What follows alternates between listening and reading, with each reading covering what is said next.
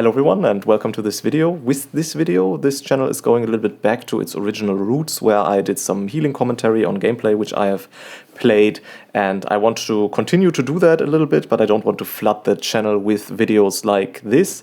So I have essentially put multiple healing commentaries into one video, which is this one. You can see the classes included over here. I will put them on the screen so you can use the video chapters below to navigate to the class you're playing and look at the commentary of a dungeon I've played with the specialization that you are interested in, or just watch everything if you're just also interested in all the healers like me. If you find this kind of video format useful or interesting or cool to listen to, then please let me know. It's a lot of work, but I really enjoy doing it. So I might continue making videos like this where I put multiple healers into one video so it won't flood the channel with gameplay commentary, but at the same time we can still keep this kind of a format alive. So please let me know, and with that being said, let's get into the first gameplay commentary key. Alright, in this segment of the video we are going to be looking at Wildstalker Restoration Druid gameplay, specifically played in a level 13 Halls of Atonement key. And we are doing a relatively standard pull here, just gathering up the Darkblade and the Gorgons and going over here to the left side with the Shard of Halkias. Now what you want to do when you are going into a pull where you know there's a lot of damage coming in immediately, and you know that here because the Shard casts his Thrash AoE cast relatively quickly. And it's one of the more dangerous AoE casts in this season, so you really need to prepare for it. You can see I give myself Innervate. I like to do that just to get ahead of the mana game, and then I just spam HOTS on the group because they will not cost any mana. Doesn't make a big difference. If I didn't have Innervate up, I would still do the same. So we put all the HOTS on the group, and now we also put Life Bloom on 2 players in preparation for the Thrash cast, which you can see here is going out in 1.3 seconds. We also have Efflorescence in the ground, so that when Life Bloom blooms, 3 players inside of Efflorescence will be healed each time. And you can also see we now go into Wild Growth, casting Wild Growth, that it hits exactly when the Thrash cast is happening. And with this in place, we then go into our Regrowth spam, focusing primarily on targets which don't have the Life Bloom on them, because they will need more healing, because they have one less healing over time effect on them, but they also benefit from a lower effectiveness of your mastery. And what I like to do is use my Swiftment then, primarily focusing on the targets which do have Life Bloom on them. So Regrowth on the targets which don't, and Swiftment on the targets which do, because Swiftment extends the duration of the healing over time effects that the target has active. And obviously you get the most value from targeting a player with the most healing over time effects on them, because more of them will then be extended. So yeah, that's basically the core principle in dealing with the Thrash cast. Have 2 Life Blooms on 2 DPS players, then cast your Wild Growth as soon as it happens. I missed out on this here a little bit, and then go into Regrowth spam afterwards. Let's see what happened here to the mage. I'm not quite sure. Was he targeted by something? Yeah, maybe it was as Wicked Bolt probably hit him. Yeah, that could have been avoided. I still have my Iron Bark ready, and I may have buffed him with it because I have the indicators on my nameplates. You can see it here on the rogue that someone is being targeted. Then again, you never know if the cast is really going to go through. Maybe I also had kick ready, but really as a healer, especially as a druid where you have a cat form switch associated with casting your kick, even if you can switch out again immediately, so it's not that big of a deal. But it's difficult to interrupt, have your attention fully focused on interrupting while the Thrash casts are going on. Now here I take the easy solution to Thrash, perhaps because I felt a little bit underprepared, in that I just use my Convoke. Convoke is on a very low cooldown, so it's not a big problem if you sometimes use Convoke to get through these things.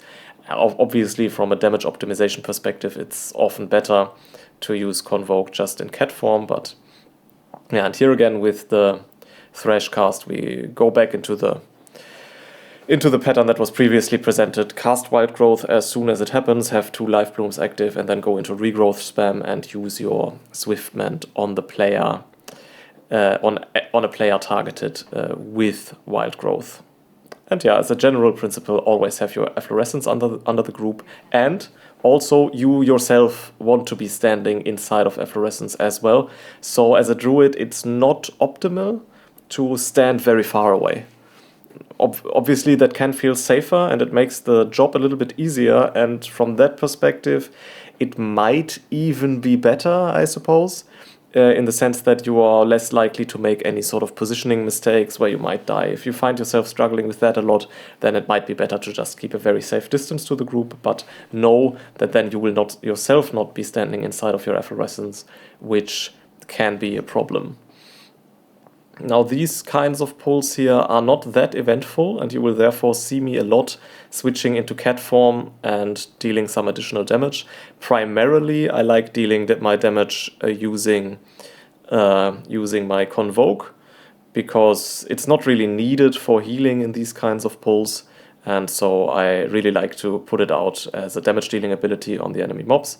However, there is some damage here. I think I tell the rogue to cloak it, yeah. It's not a pre-made group, but I'm in comms with our rogue.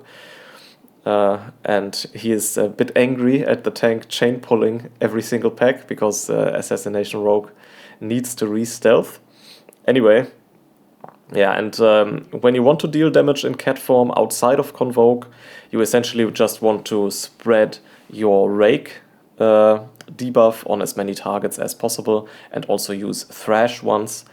I think it's called Thrash, I think so, so that everyone will have a bleed. And so you can see I have quite a number of bleeds out here on the enemy mobs, and that deals a, I would not say a respectable amount of, well, it deals some damage. It's really a bit underwhelming, actually, the damage that it deals, considering that I think from all the damage dealing, out of all the healers, Druid really has the hardest time at it. First of all, you're in melee range. This is a risk in itself. Then you're also outside of a form in which you can effectively heal. Now you can leave the form instantly with the healing ability, yes, but it's not. It still takes some additional mental resources to do that. And additionally, you also. Yeah, I don't know. I forgot what I wanted to say. Anyway, doesn't really matter. And here we have an interesting sort of decision-making point where I chose to dispel the tank because he had 26 stacks of the Anima armor here, meaning he takes quite a bit more damage, and in that case you're sometimes forced to let some of the marks of obliteration go through and just rely on the person using a defensive cooldown when it runs out. But for the most part, these kinds of pulls here are relatively uneventful. All you need to really look out for is interrupting the loyal beast casts from the Houndmasters, because that will be quite dangerous. But they can also be soothed. So as a druid, when you see it go off, you can use your soothe in order to counteract the enrage. But to be fair, I would have forgotten that for sure in this dungeon. It only comes to my mind now that that is actually something I could do. But I don't think we have any enraged beasts in this dungeon either, if I remember correctly. Now we are going back into the Thrash cast. I'm still in cat form. Actually a little bit of a problem with my reaction time here. But it's fine. I have a reasonable amount of HOTS rolling on the group, so it's not that big of a problem. I'm kind of going a little bit hard on trying to deal damage here, also using my Convoke here now for damage. And you can see the group is actually a little bit underprepared for the next Thrash, especially because I go into cat form once again, and here's the problem.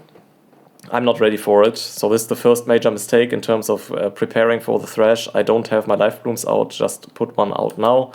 And yeah, I realize, okay, this is a problem. And here you have the newly buffed, for Season 3, newly buffed Tranquility in action, where I just say, okay, well, I made a mistake, just use Tranquility, it will cover this mistake. But this could have gotten really dangerous if I hadn't had tranquility available to me, in which case, yeah, I still have a double nature swiftness available, so we probably would have been fine, because that's always something that you can use for spamming up individual players who perhaps don't have a defensive or any other means of saving themselves.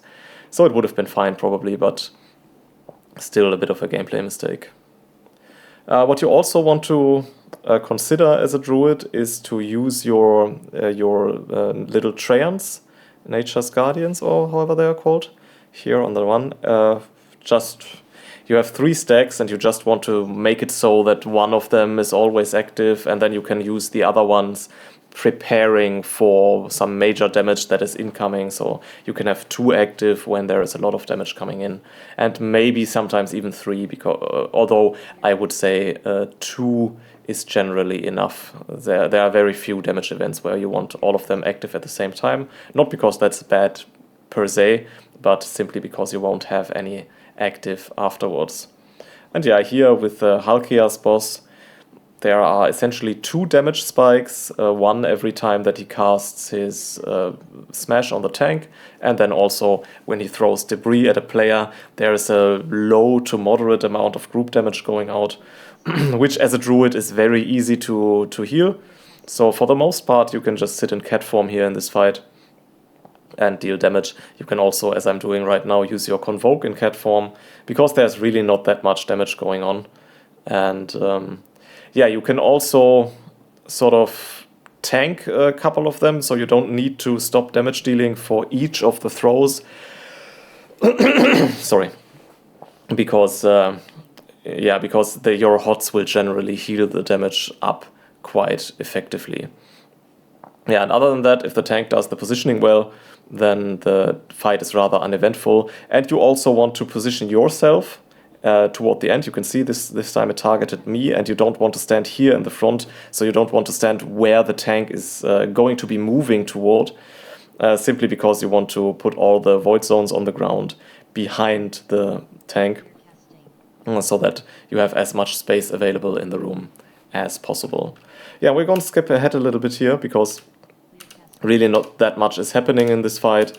It's simply rinse and repeat, where you have to heal these minor AoE hits, which in themselves aren't particularly dangerous.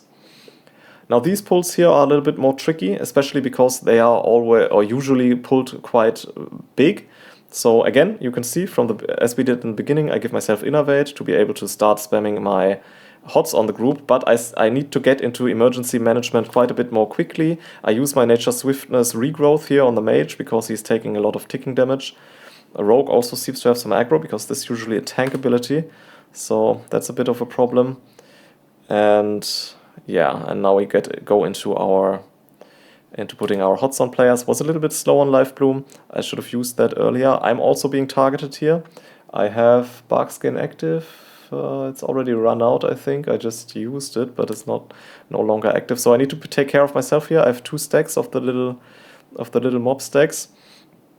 And I'm also not standing in my own efflorescence. Okay, I'm correcting that now. You can see the entire team is nicely placed inside of it, which really helps out with your healing. And now I feel safe enough. The group has sufficiently many healing over time effects on them, and I feel safe enough to start dealing damage in cat form.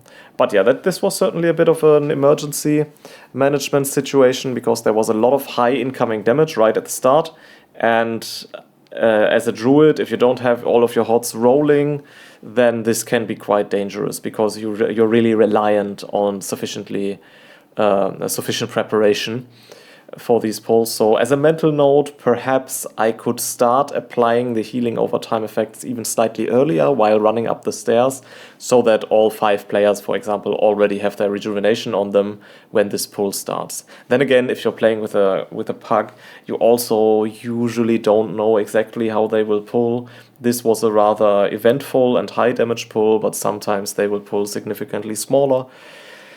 And then yeah, it's a bit of wasted mana to have prepared all these HOTS, I suppose. But then again, you don't really have that big of mana problems. So yeah, it's usually fine to over prepare rather than under prepare. And you can also gauge the likelihood that the tank will pull big based on how he has previously pulled.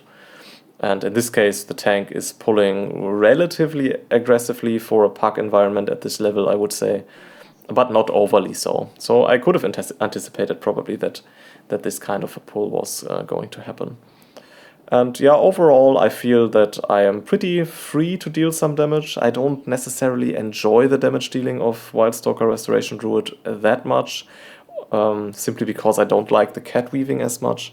But yeah, it's certainly an interesting optimization problem where you have these HOTS rolling on your team, and then you need to leave the form in which you can heal, but you still have these heals active, and you're sort of balancing the damage dealing with the healing aspect of the specialization.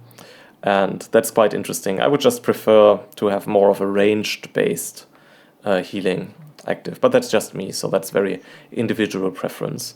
Now here on Echelon, the fight is usually not that eventful. He has these little ads which need to be killed, and then they need to be exploded by moving into their stone forms with the thrash. And here's a problem actually, where the ads are dying quite late, and this means that when they die, they put out an AoE group damage, and then also I was the one being targeted by the jump, which will turn me to stone. So this was actually quite dangerous, that we killed the ads late, and their death overlapped with the jump.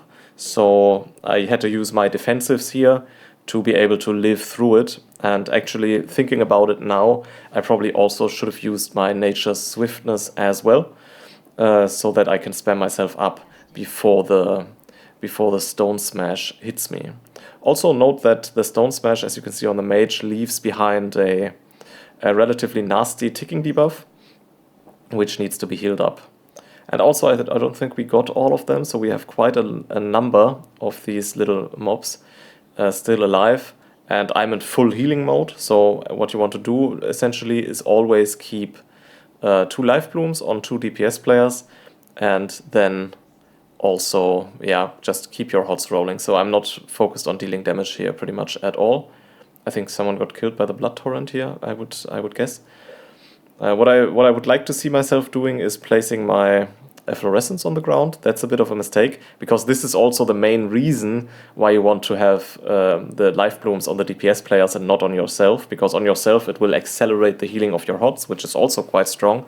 But on the DPS players, it means that when life bloom blooms, that other players standing inside of your efflorescence will also be healed, which is very powerful. But in order to reap the benefits from that, obviously you need to have your efflorescence down, and your team needs to be standing inside it most of the time. Now the mage is not. This is something that that you just have to deal with, I suppose, when you're playing with a random group, that most of the time the ranged DPS players will not be standing inside of your efflorescence.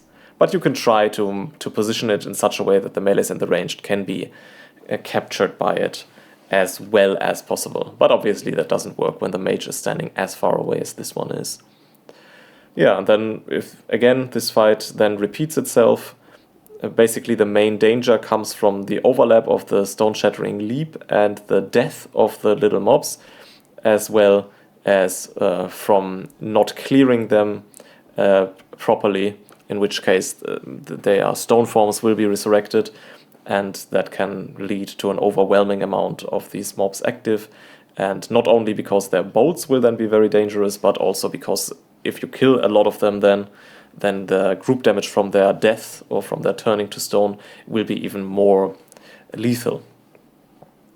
Yeah, but overall I'm pretty happy with how this key is going, and I am also, compared with other healers, I really have to say, I don't think I'm that good on my Druid. I do think I'm okay, but yeah, it's not my strongest healer, but still I found that it's pretty easy actually to keep the group alive through these thrashes in the beginning of the dungeon and through all of these fights, and arguably more easy than on some of my other healers. So that really speaks to the strength of Druid, where a class with which I am decent but not super good is yeah, is able to hold a candle to all of the other healers here so well. And that's because, yeah, I suppose because the damage events like the Thrash and so on, and also here on the next boss from the Anima Spirit, I don't quite remember, perishing ghoul or something. No, probably not. The little spirit which flies around. So generally, predictable pulsing AoE damage is something that druids can deal with really, really well, because your overall HPS is just out of this world. Making druids, for example, also very, very good and potent healers in keys like Floodgate, where, yeah, in encounters like Swamp Phase, where you really need to sort of correctly sequence your cooldowns and so on as another healer, and as a druid you just go through your basic rotation, focus mostly on healing and not as much on DPS on Swamp Phase, and the encounter plays itself. Yeah, obviously you can use your Convoke defensively inside of the Awaken the Swamp window in this fight, but it's actually not really necessary. So yeah, this is definitely one of the strong suits as a druid, and it really shows here.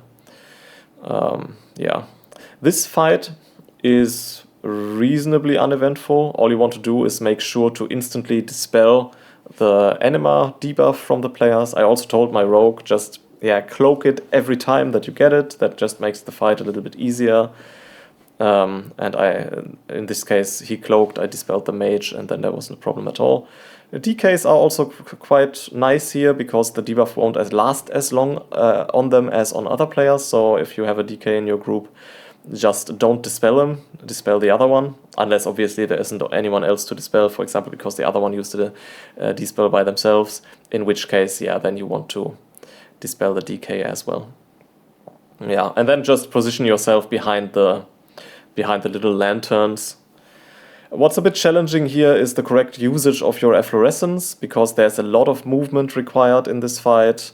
But yeah, unless you're playing at super high key levels, it actually doesn't matter as much, because the outgoing damage is relatively low, and especially with Druid's healing profile, pretty easy to handle.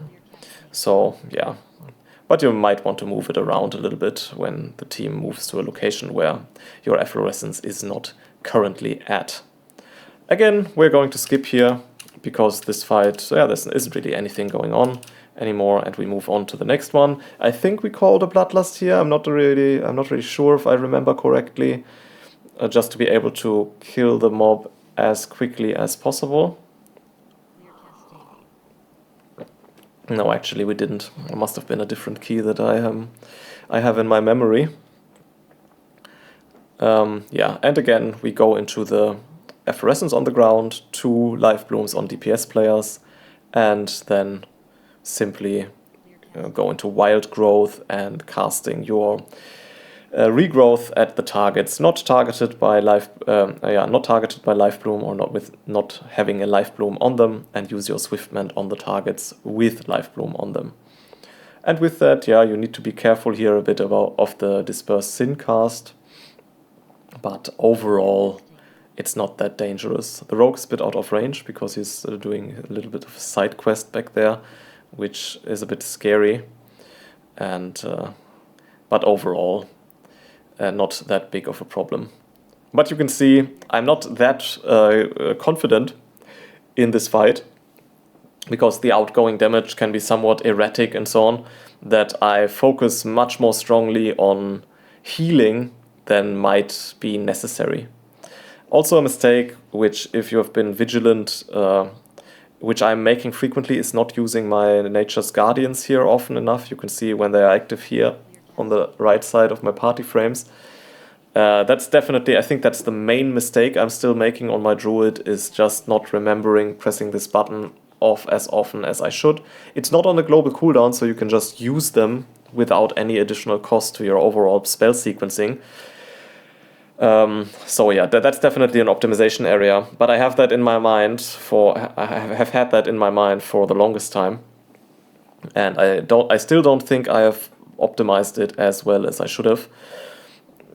But yeah, maybe it's not as bad as I'm thinking. It's just a subjective feeling that I'm making this mistake. Here on this boss, Lord Chamberlain, there isn't really much that you need to do. Yeah, you can place the efflorescence on the ground, and every time that these statues move, there will be a little bit of group damage, which your HOTS handle very, very easily. So really, all you do in this fight is deal damage and keep sort of a baseline of HOTS rolling. Again, probably I'm even a little bit overdoing it with the HOTS here, just because I think, yeah, just be on the safe side. Generally, that's also advice that I would give. Just play on the safe side. Your healer damage isn't that important, and if you are ever in any doubt, then playing on the safe side is always correct. Here, 4 statues are moving after the Door of Shadows cast, and not just one, so there will also be 4 times the damage. At least that is my understanding. And yeah, therefore you should really use a defensive cooldown at this point, which was a mistake here. I almost got one shot. You can obviously also, perhaps that's even the better solution, just move into bear form for this initial hit. Also a mistake I'm making supposedly, or I suppose, on my Druid is not utilizing bear form as much defensively, or basically at all. That's not something that is mentally wired correctly. So yeah, also an interesting observation, I suppose, that's something that I still need to optimize, especially for this big AoE hit from the Door of Shadows cast. But yeah, you can see I use my Convoke exclusively offensively here in this fight, because there's nothing to be afraid of, really. Either the AoE hit from Door of Shadows one-shots someone, or it doesn't, and if it doesn't, then there's no damage going on in this fight. Hopefully I have learned now. Let's see if I use a defensive for the pushback from the Door of Shadows cast. Let's see, or the Telekinetic Onslaught. Yeah, I use Barkskin this time. So good on me for learning a little bit.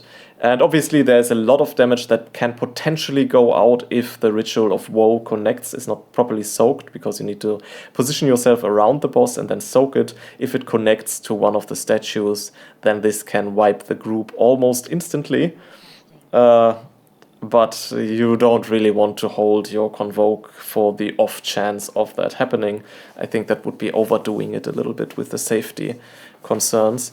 And additionally, if it's not corrected immediately, Convoke also won't save you in this scenario. It's rather the Tranquility which can be used in this scenario. It also won't save the group against a continued problem with the Ritual of Woe connecting to a statue. But if there is any button that you can press in this situation, it's Tranquility, not Convoke. Anyway, that shall do it for the Druid gameplay. I hope it was somewhat insightful. Also forgot to rebuff the mage after he died, so my mistake. Yeah, and let me know what you think of these kinds of dungeon commentary videos. I want to do them. I like to do them, and I like to do this kind of a format, but I don't want to flood the channel with this format. So if you find it at all useful, please let me know in the comments. And then I might do these sort of longer video formats where I talk about all the different healers in different key levels more frequently, because I personally really enjoy doing it. But yeah, it's not the sort of content that is super good for everybody to be watching. So I watch it. I record it sometimes, but not all the time. So yeah, let me know, and thanks for watching this segment of the video. Hello everyone, and welcome to this dungeon review of a level 14 Dawnbreaker key, which I've recently played on my Herald of the Sun Holy Paladin. Now, in Dawnbreaker, I would say the difficulty is somewhat front-loaded, especially clustered in these first 2 pulls, which can be really challenging, mainly due to the Tormenting Ray, which you can see out going on 2 players, myself and the DK, dealing a high amount of ticking damage, and that paired with the Nightbolt casts, if they go through, as well as the Stygian Seed, can be really dangerous. Then again, the Tormenting Ray and the Stygian Seed never happen at the same time, because they are both cast by the same mob. So you just essentially, in this pull, you just need to control the Nightbolt casts from going through, and then you don't run the risk of individual players getting one-shot. What you also want to take care of in this pull is to make sure that you're not blowing through all of your cooldowns right away, because the next pull is even more challenging. Made easier by the fact that it's usually the Bloodlust pull, so it is harder in itself, but it's somewhat easier because you'll have Bloodlust available. I buff myself with Blessing of Autumn, so my cooldowns rotate up more quickly, and I have my Divine Toll almost ready again. I also have Lumitha's Living Silk, which, by the way, I think is a tremendously powerful trinket. Yes, it does reduce your overall healing a little bit, as well as your overall damage, but the shield which you can provide to your whole party is extremely powerful, and can save situations when you've made a mistake. Now this pull, yeah, it's even harder than the one before because of the Nightbolt cast and also some Nightbolt casts going out from the side on individual players, as well as the Tormenting Ray. You can see it again on the Shaman and luckily on the tank. And yeah, as a healer you should be ready to blow all of your cooldowns on this pull, because the pulls after this are very easy and you will not need your cooldowns for them. So I did save my Lay on Hands here, as well as my bubble, but I would not have minded using them in this pull. Now, successfully defeating these enemies, you then fly over to the next ship, and essentially these pulls are really easy. The only thing you need to watch out for with these mobs are the Bursting Cocoon casts, which you can see here on the Shaman. And the Nightbolt casts obviously can make it a little bit harder, but the Bursting Cocoon essentially deals some ticking damage and then deals some additional damage when it runs out. You can see what I like to do is put my Blessing of Sacrifice on the player targeted by Bursting Cocoon. When it's ready, of course, it has a more than 2-minute cooldown, so it will take a bit to come back up. But that essentially makes this Bursting Cocoon ticking damage situation easier to handle for the Paladin. Now you can see it on the Rogue. He procced here actually, because he was also targeted by Nightbolt casts. Might have used Cloak there. I might have also been a little bit more vigilant at, I don't know, stunning or interrupting the Nightbolt casts, or topping him before he was hit by them.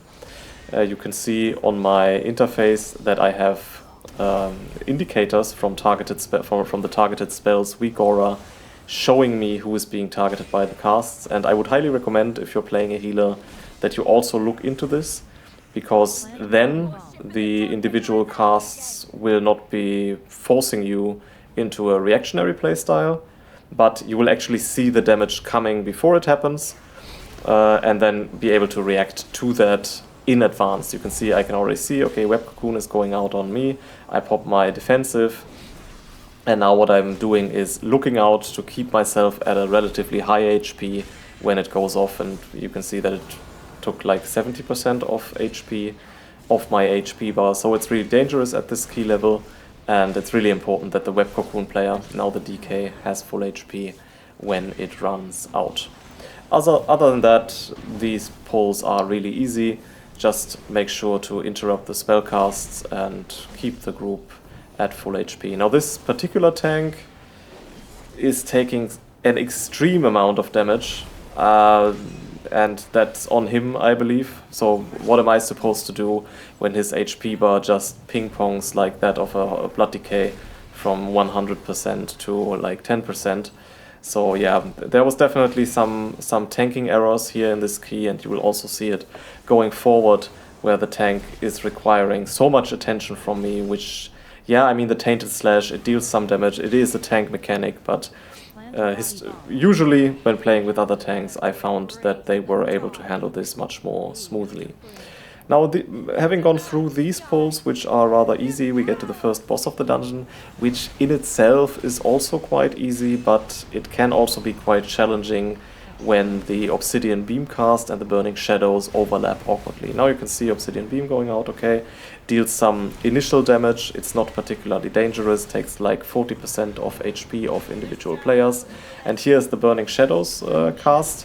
You dispel it, and then the entire group gets the Shadow Shroud debuff, and you need to heal this up because it's a ticking damage heal absorb, and once you have healed it up, the ticking damage will stop. Both mechanics in themselves aren't very dangerous, but here you can see, okay, here is the debuff from the Shadow Shroud, and the Obsidian Beam is going off at the same time. What I would like myself see doing is use Lumitha's Living Silk here just to absorb this initial hit from the Obsidian Beam. Let's see what I do. I use it kind of late actually, but it's fine as long as we get the shield going, then it's okay. And like this, I absorbed the Obsidian Beam damage with the Lumithar's Living Silk, and thereby only played one mechanic, which is the Burning Shadows mechanic, which again is going out now. Dispel, Beacon of Virtue, and now spam it up. And I have healed it up before the Obsidian Beam hits, meaning that the Obsidian Beam is not very dangerous, and the Shaman hopes that no one saw that, but we all did. And yeah, essentially, so this is the only real dangerous overlap you need to look out for as a healer, is when Burning Shadows is cast, and should be again like this now. Okay, Burning Shadows coming in, Dispel, and okay, she's casting a Shadow Bolt. That's actually pretty good for us, that she didn't go right away into the Obsidian Beam, so it wasn't a problem. But if she had gone into Obsidian Beam right away, this would have been the sign again to commit some sort of cooldown in order to be able to heal through it. Now we have the intermission phase.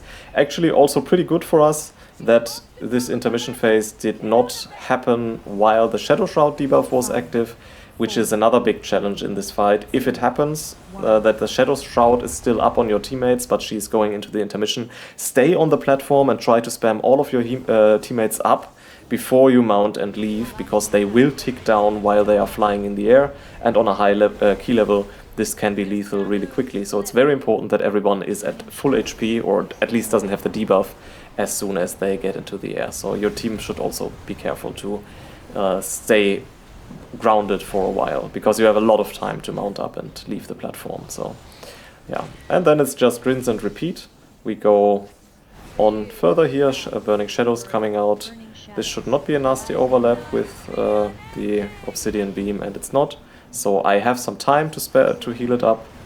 Actually, maybe I should have taken a little bit less time for it. You can see I used my bubble just to be safe, because I was a little bit low, because I didn't take the whole situation seriously enough. And again, Obsidian Beam. It's always good to have the Beacon of Virtue ready for Obsidian Beam, so you can spam everyone up quite comfortably. Sorry, for the Burning Shadows. And essentially you want to use your Beacon of Virtue for the Burning Shadows and not for the Obsidian Beam. That's what I meant to say, and I didn't do it correctly all the time here. Now here it's a little bit of an awkward situation as well, where we had to run through the Void Zone.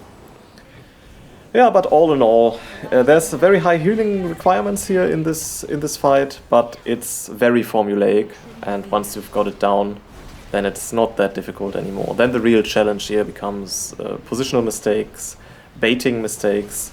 As a Paladin, you can't really bait that well. You can a little bit, I'm not particularly good at it, where you're trying to put the collapsing Night Void Zones next to those that already exist and not in the path that the tank is trying to run toward. Yeah, but that's something that I would also like myself see optimize better.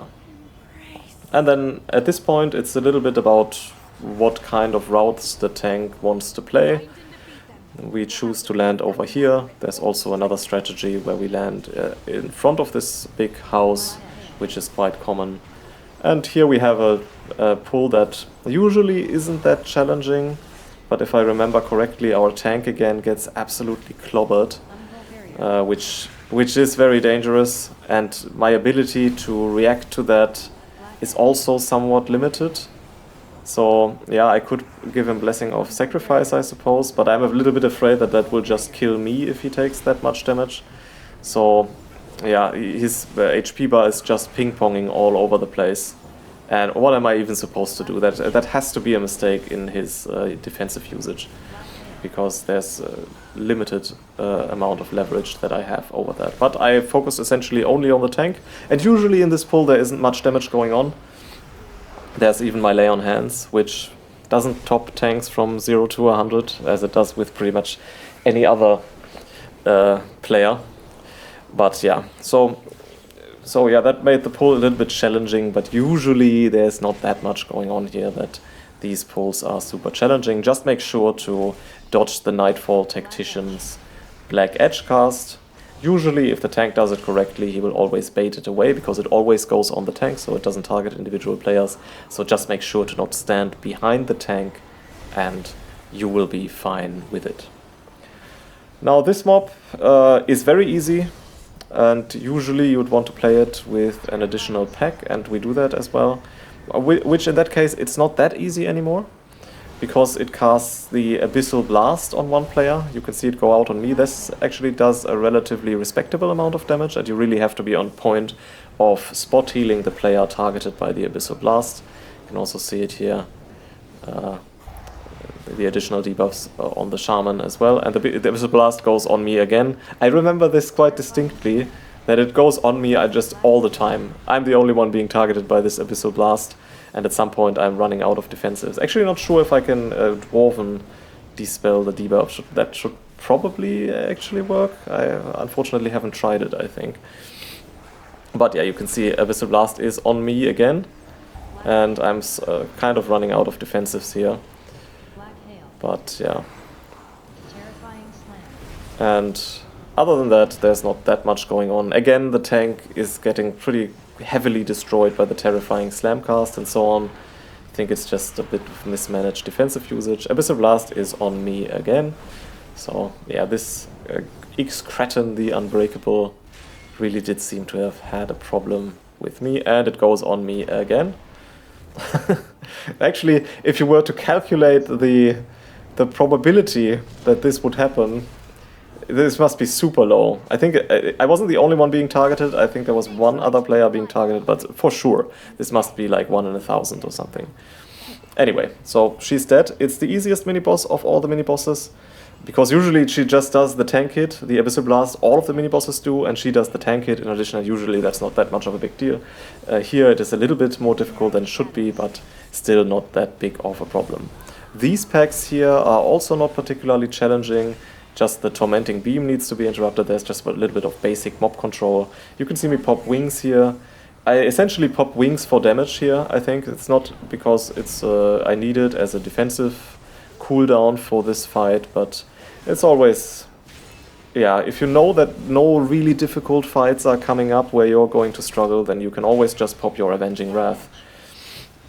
And in order to deal some additional damage, just make sure to position yourself like inside of the enemy mobs so that all of the connecting rays to your teammates will also hit them.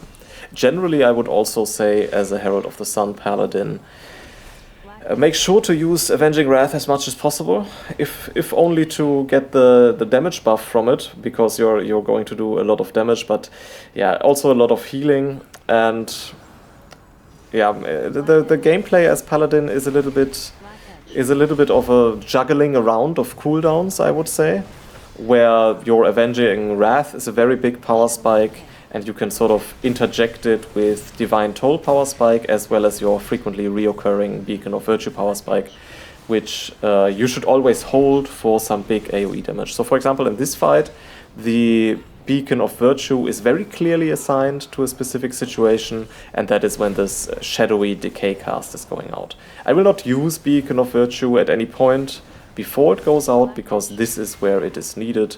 Even if 2 targets are taking damage and Beacon of Virtue would help, I should use it now in this AoE damage event, and I do that, and you can see if the Beacon of Virtue is properly timed, then you can heal through this kind of rot AoE damage that occurs infrequently enough for it to be able to be captured by each and every Beacon of Virtue cooldown very easily. So essentially a fight like this is very easy to heal for Herald of the Sun Holy Paladin, because I just need to make sure that Beacon of Virtue is ready, and then it doesn't even require any additional cooldowns, at least not on this key level yet. Now we are moving into the next Bloodlust pull here. It's become a little bit of a common theme to Bloodlust, this pull, I think. It's my experience. Essentially because it's ready. I also need to take care a bit here about the tank and his improper placement of the black edges.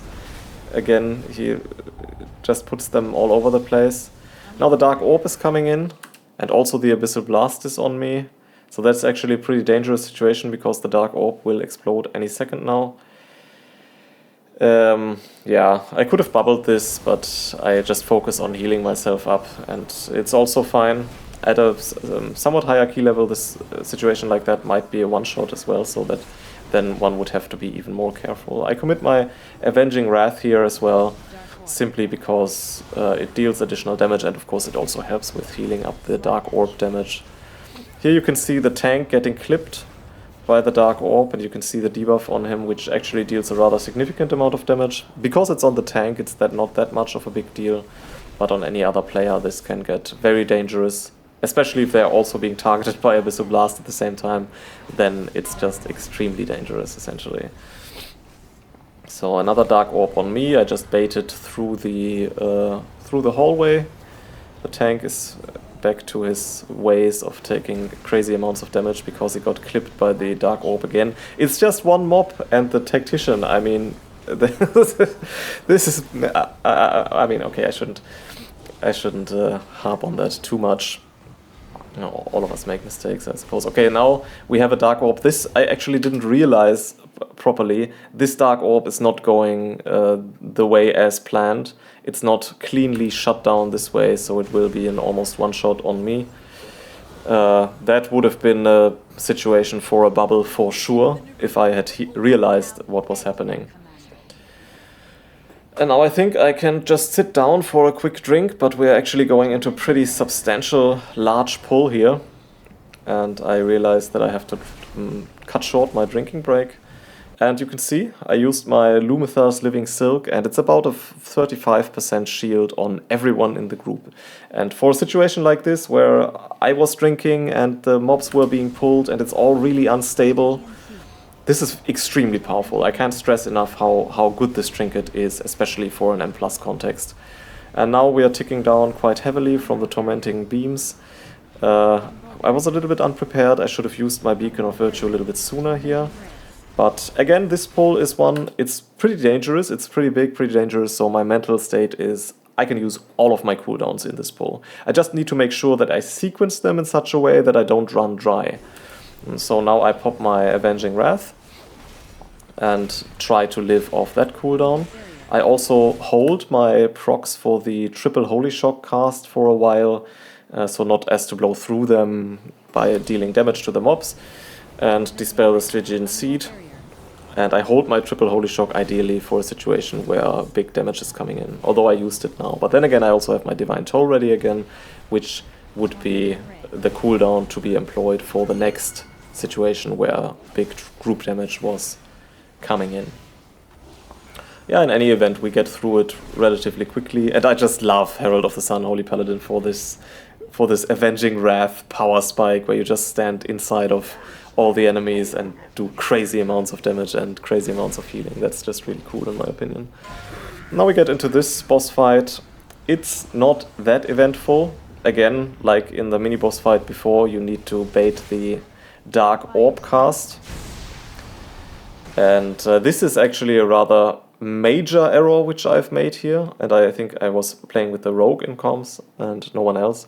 I also called out, damn it, I've made a real mistake here, because you never want to use your Beacon of Virtue to heal the Dark Orb damage. You have enough time to heal it up before the shadowy decay happens, usually by healing individual players, except for the case where the tank is the one taking the main damage in this fight, which is very unusual, but okay. And now I don't have Beacon of Virtue for the shadowy decay, and this is actually a big problem.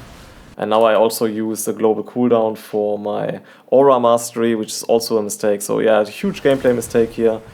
And now at the end, I use Lumithar's Living Silk sort of as a panic reaction, even though it wasn't even necessary anymore, because we did manage to live it. But at a higher key level, this would not have been lived, because I made this sequencing error. And hopefully I remember now, okay, don't use... Okay, that was also a misaimed orb, so also pretty difficult. Tank also gets a major hits again.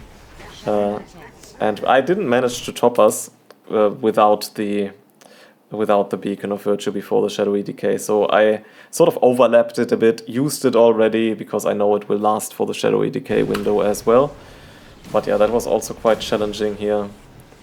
But when it is active, so when you have the Beacon of Virtue active, it's very easy to heal through the shadowy decay damage, very easy. So yeah, just make sure that you have it for each of them.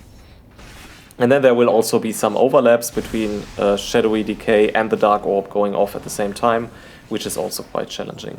And you can also see, despite the juiciness of this situation, I don't use my Avenging Wrath here to deal damage to these ads, because by the way this fight is going, I'm a little bit afraid that I will need all of this cooldowns later.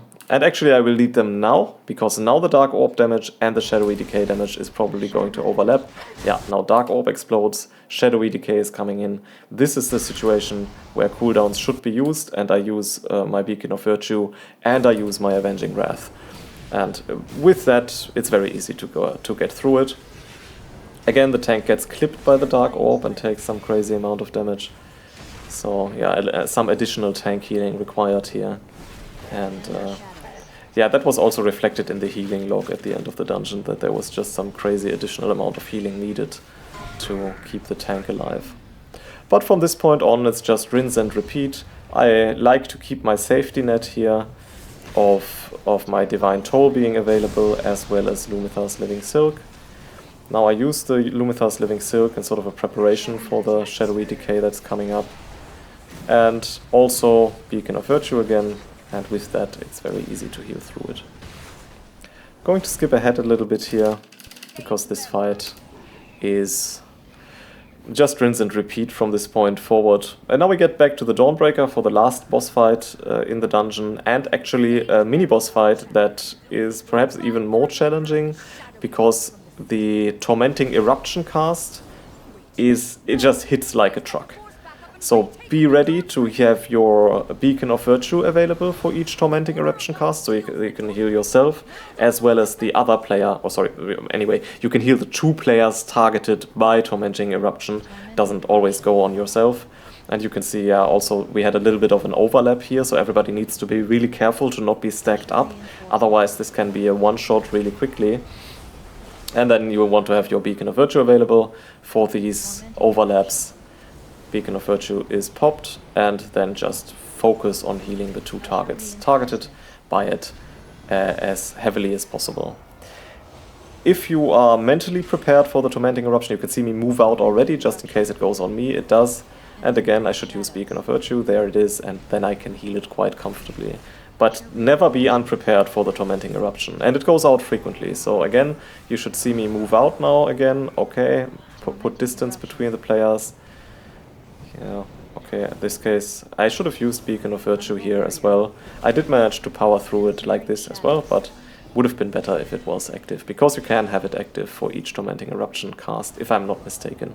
I think. Maybe it's just barely not possible, but I think it is possible. And with that, the Architect is dead. That's the only danger from it, but it's a very real and significant danger. And now we're moving into the last boss fight of the dungeon in Shaman. It's not very challenging, but it's also not very easy from a healing perspective, because there is a significant amount of damage going on in this fight. And it is completely loaded in this Erosive Spray cast, so that's the only thing that's dangerous at all. And so you want to have your Beacon of Virtue available for each of it. And you can also see that I haven't picked up a bomb, because certainly for the first one of these Erosive Spray casts, he will place the bombs and then he will cast Erosive Spray. And I don't want to tax my mental capacities by running around looking for the bombs, getting them, and then failing to properly heal the Erosive Spray mechanic. Now my group did well, they already picked up the bomb and threw it to the boss, so I didn't have to take any bomb, but you have the time to just pick up the bomb afterwards. So you can focus, okay, heal Erosive Spray. Once that is safe, again, like I did here, actually a little bit of a poor job, I should have done that better. But we did get through it. So Erosive Spray is safe, now look for the bombs. Now throw the bombs into the boss, because the timer on the bombs is relatively lengthy, so you don't have to hurry too much, unless nobody else is doing them, but then it's difficult anyway. Now we fly down to this platform. Little bit of a trick, just look for the bridge and follow the road. A friend of mine told this to me, because I was just always flying around, oh my god, where do I even have to go, because this layout on the ground didn't really manifest itself in my brain too well. And then I always looked, okay, where are the other ones going? But just look for the bridge and follow the road, and then it's very easy to find the spot. Yeah, and then you wait for the boss for his phase 2 phase, which is easier than the first one, simply because you don't have the mental taxation from the bombs. In my opinion, it's easier. Yeah, there is an additional mechanic in the spinneret strands, which deal a not negligible amount of damage to the players targeted by them, but it doesn't overlap with erosive spray, and therefore it's not dangerous. So you can see, yeah, if they stay in the webs too long, it's a little bit of damage, but it's not that big of a deal. I didn't use my Beacon of Virtue here, because I want to hold it for erosive spray.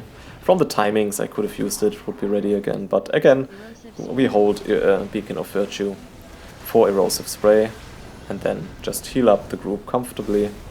Bit of a mistake here. This was actually a situation to use Avenging Wrath. And then again, it will be ready once for the rest of the fight, so it doesn't really matter when it's used, I suppose. But yeah, it should be used during an erosive spray window anyway, because other than that, you can see there isn't really any damage going on. And yeah, essentially, perhaps something I should have mentioned more frequently, you want to use your Holy Prism on cooldown as a Herald of the Sun, Holy Paladin, just because it's so powerful, because it gives the Dawnlight buff to either the player you target with your heals or the enemy, which is just a damaging over time effect.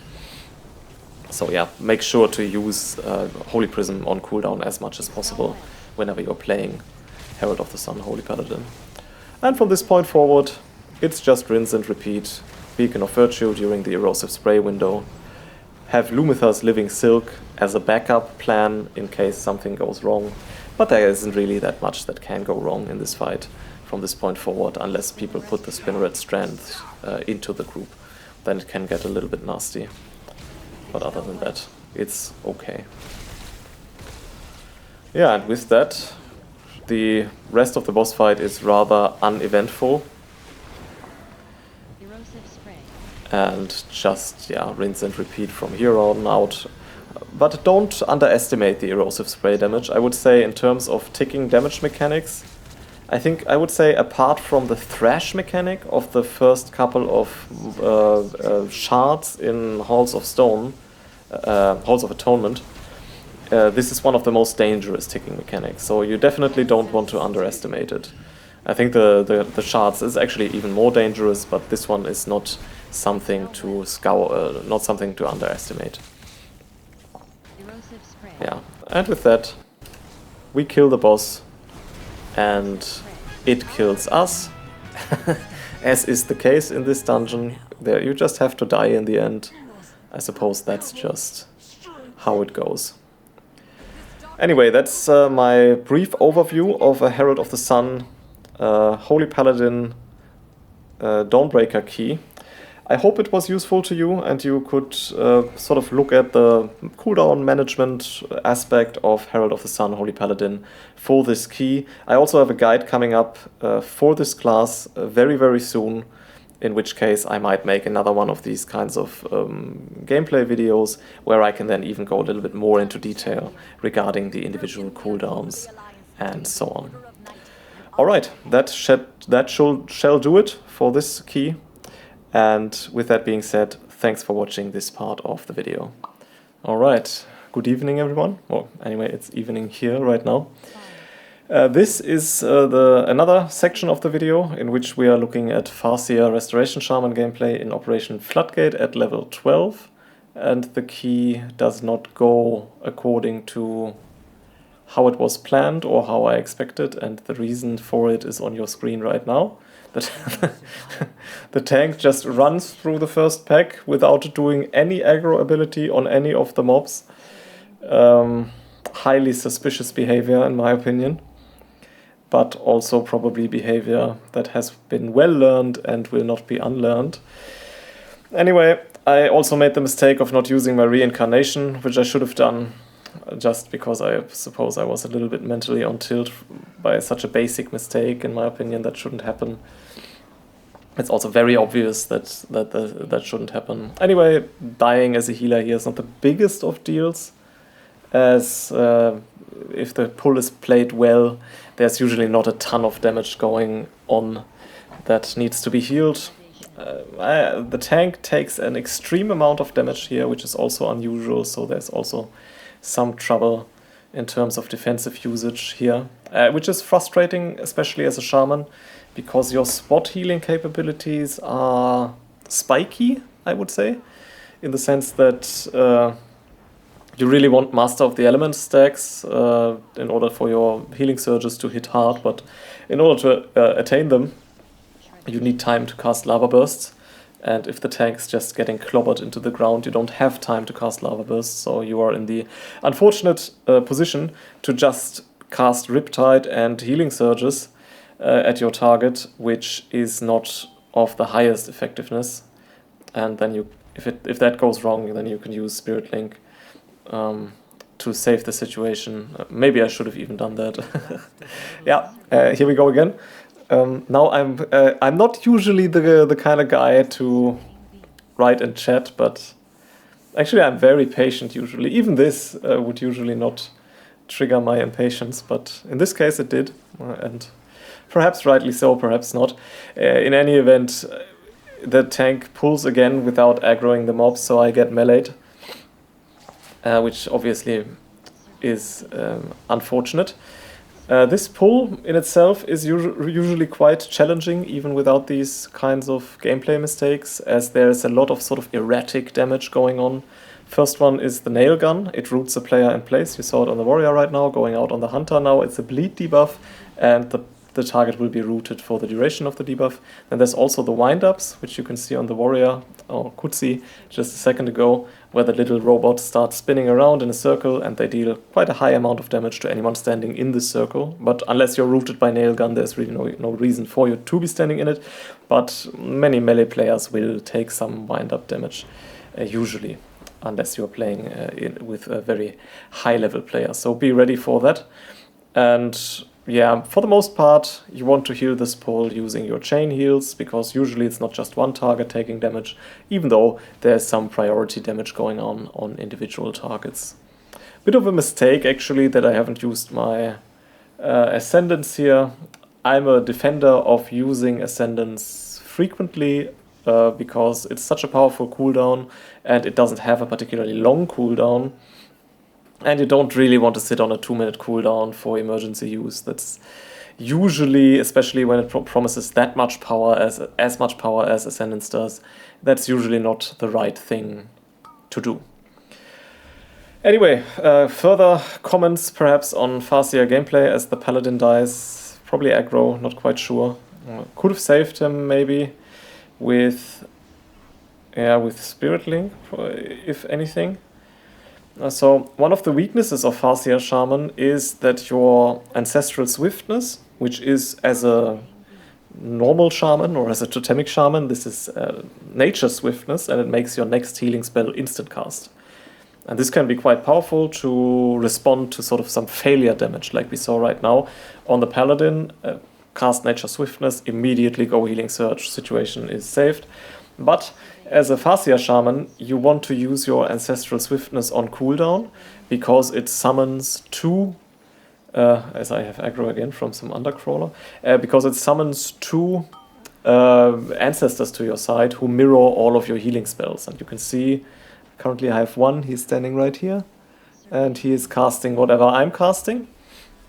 And now I have three again, because I pressed my Ancestral Swiftness, and they are mirroring my spells. And this is extremely powerful. So this is where Farseer Shaman draws most of its power from, is from the presence of these ancestors. So you want to press Ancestral Swiftness all the time, and therefore you won't have it ready when it's direly needed to use it for instant healing. So in terms of instant responses, I think Farseer Shamans are among the worst healers, actually.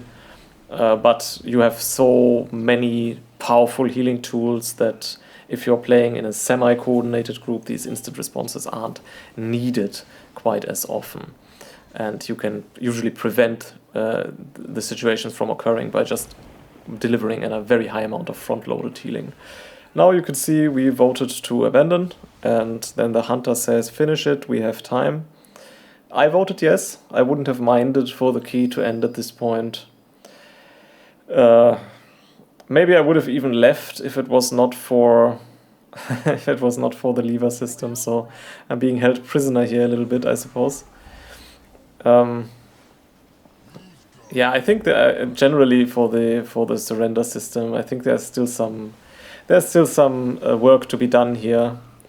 I don't think it's a good idea to hold players hostage like that unless they explicitly agreed. I mean, now, okay, you explicitly agree by playing the game, I guess, to be in a key that you can't leave. I think the system should be integrated when the key is made, so that you queue for a key and it shows this is a key which you cannot leave, and other keys might show this is a key where it's okay to leave, and the guy who makes the key can just decide which kind of key he wants to list. And then the 5-minute cooldown before you can abandon. So it's not the first time that I've had a priority key where the first pull went wrong, the key is over, it cannot be timed, nobody does a +14 or a +15 for the loot, really. So everybody's just standing around waiting for being able to vote. Well, anyway, round over as we continue with these pulls. So yeah, one of the main rotational things you should think about as a Farseer Shaman is using your Ancestral Swiftness and also your Unleash Life on cooldown, because Ancestral Swiftness summons 2 ancestors and Unleash Life summons one of them, makes 3. You can see I used both of them immediately at the start of the fight. You can just use Ancestral Swiftness at the start of the fight, fire out an instant cast Lava Burst or Chain Heal just to get the ancestors out and rolling, and then use Unleash Life on cooldown whenever it's ready. As this will summon an ancestor for 16 seconds, but only has a cooldown of 15 seconds. So what that means is you always have one ancestor at your side as a Farseer Restoration Shaman, and there's never a situation where not at least one ancestor should be at your side. As I make a mistake here, I dispel the Paladin early, and we've left a bomb in the back. Unfortunately, I thought it was cleared by the charge, but it wasn't, so I didn't pay enough attention.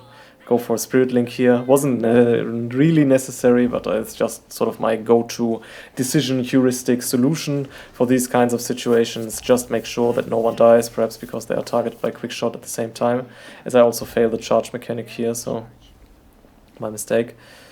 Yeah, and other than that, this fight is a bit of an erratic encounter, I would say, where there's a lot of individual spot damage going on. First of all, from the Kinetic Explosive Gel, which you should not underestimate. It deals a very high amount of damage, both ticking and then an additionally high amount of damage when it is dispelled. As well as the quick shots cast by Kisa. Not sure, she will not do it right now. She casts the bombs first. This is the phase of the fight where nothing is happening, essentially. Another gel is going out, and now the quick shots begin on the warrior. And you can see, yeah, on this key level it's not that dangerous yet, but it can get dangerous at higher key levels and makes for some, yeah, rather erratic healing requirements. Actually, I find this fight to be among the most challenging of the dungeon, because you always have to manage all these different variables, whereas if you go Big Mama or Swamp Face, yeah, they have very high and dangerous healing requirements, but the fight's just always the same. It's like riding a bike once you've figured out how exactly it goes, whereas this one is always a little bit more tricky.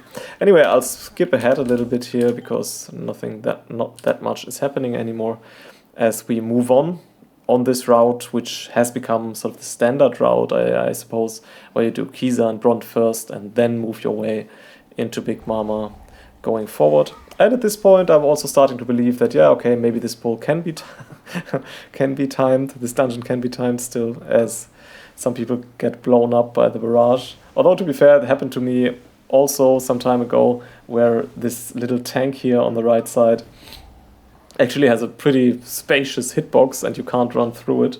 So if you're ever stuck in this situation and the bombs are going off, you might not be able to get out of them because you can't move through the little tank. Anyway, apart from that, these pulls are not particularly dangerous. More of the same, really. If you can, you want to interrupt the trick shot cast. But apart from that, there's not that much going on. By the way, one thing I find kinda underwhelming about Farseer Shaman is the use of totemic recall. So you have a cooldown to reset the cooldown of your totems, and the only totem you are using really is your Cloudburst totem.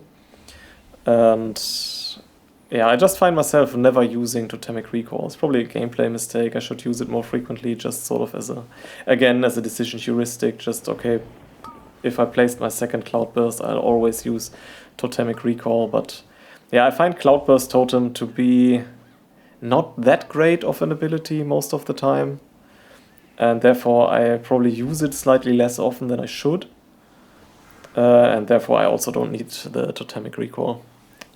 That's probably what's happening. But I would be interested in your opinion on totemic recall as a Farseer Shaman, because I used to play totemic a lot beforehand, and it's extremely powerful because your healing stream totem accounts for so much of your healing. It's such an important button that totemic recall was just like a forbidden piece of candy, just using it all the time, for better or for worse. Anyway, we did a relatively big pull here, which I hadn't seen before like that.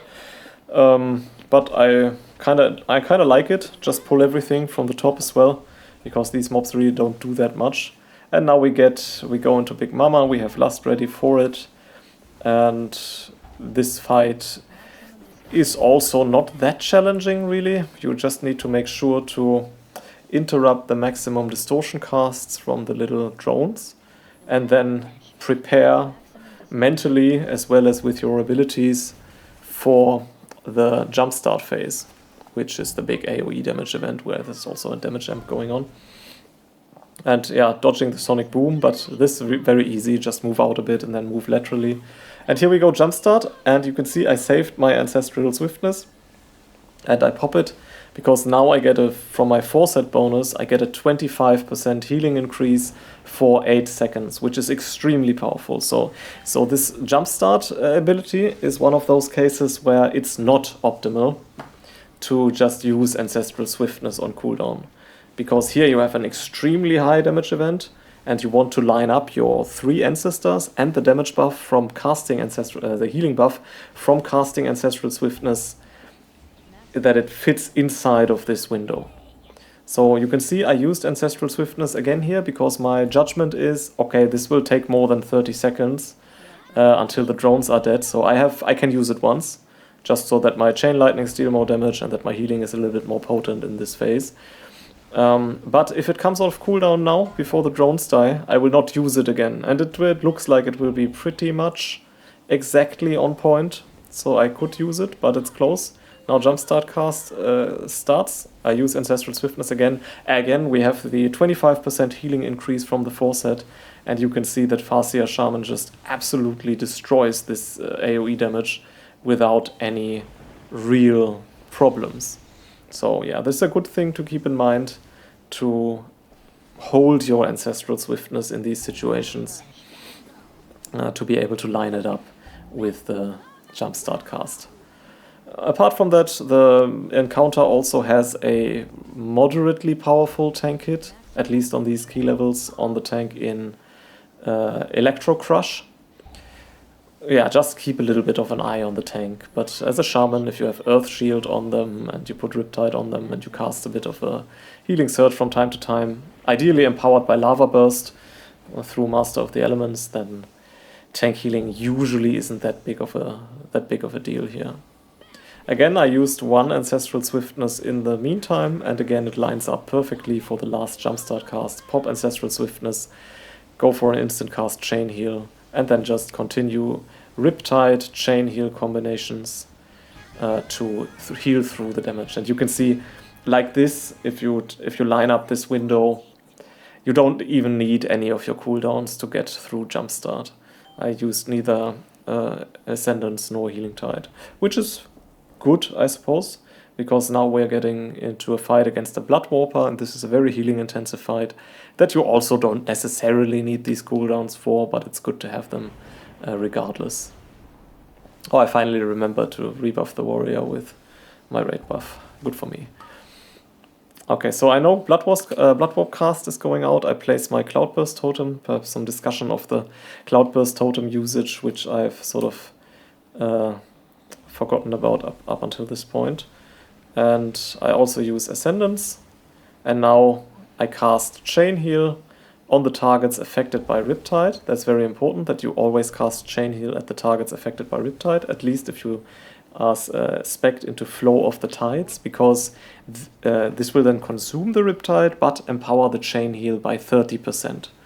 And you want to make it so, as we almost die here because I failed that quite horrendously, you want to make it so that your Chain Heal targets the target with Riptide, always targets the target with Riptide on it, and additionally targets either the target which is lowest, that should be the highest priority I suppose, so the Riptide target which has the lowest HP, but if it's not really that much of a difference which target you select, then you want to target the Riptide target which has the lowest duration of the Riptide buff remaining, because casting Chain Heal will consume the buff, and therefore you want to consume that buff which isn't going to run for much longer. And doing so helps you maintain Riptides on as many targets as possible, whilst also consuming them for extra strong Chain Heals.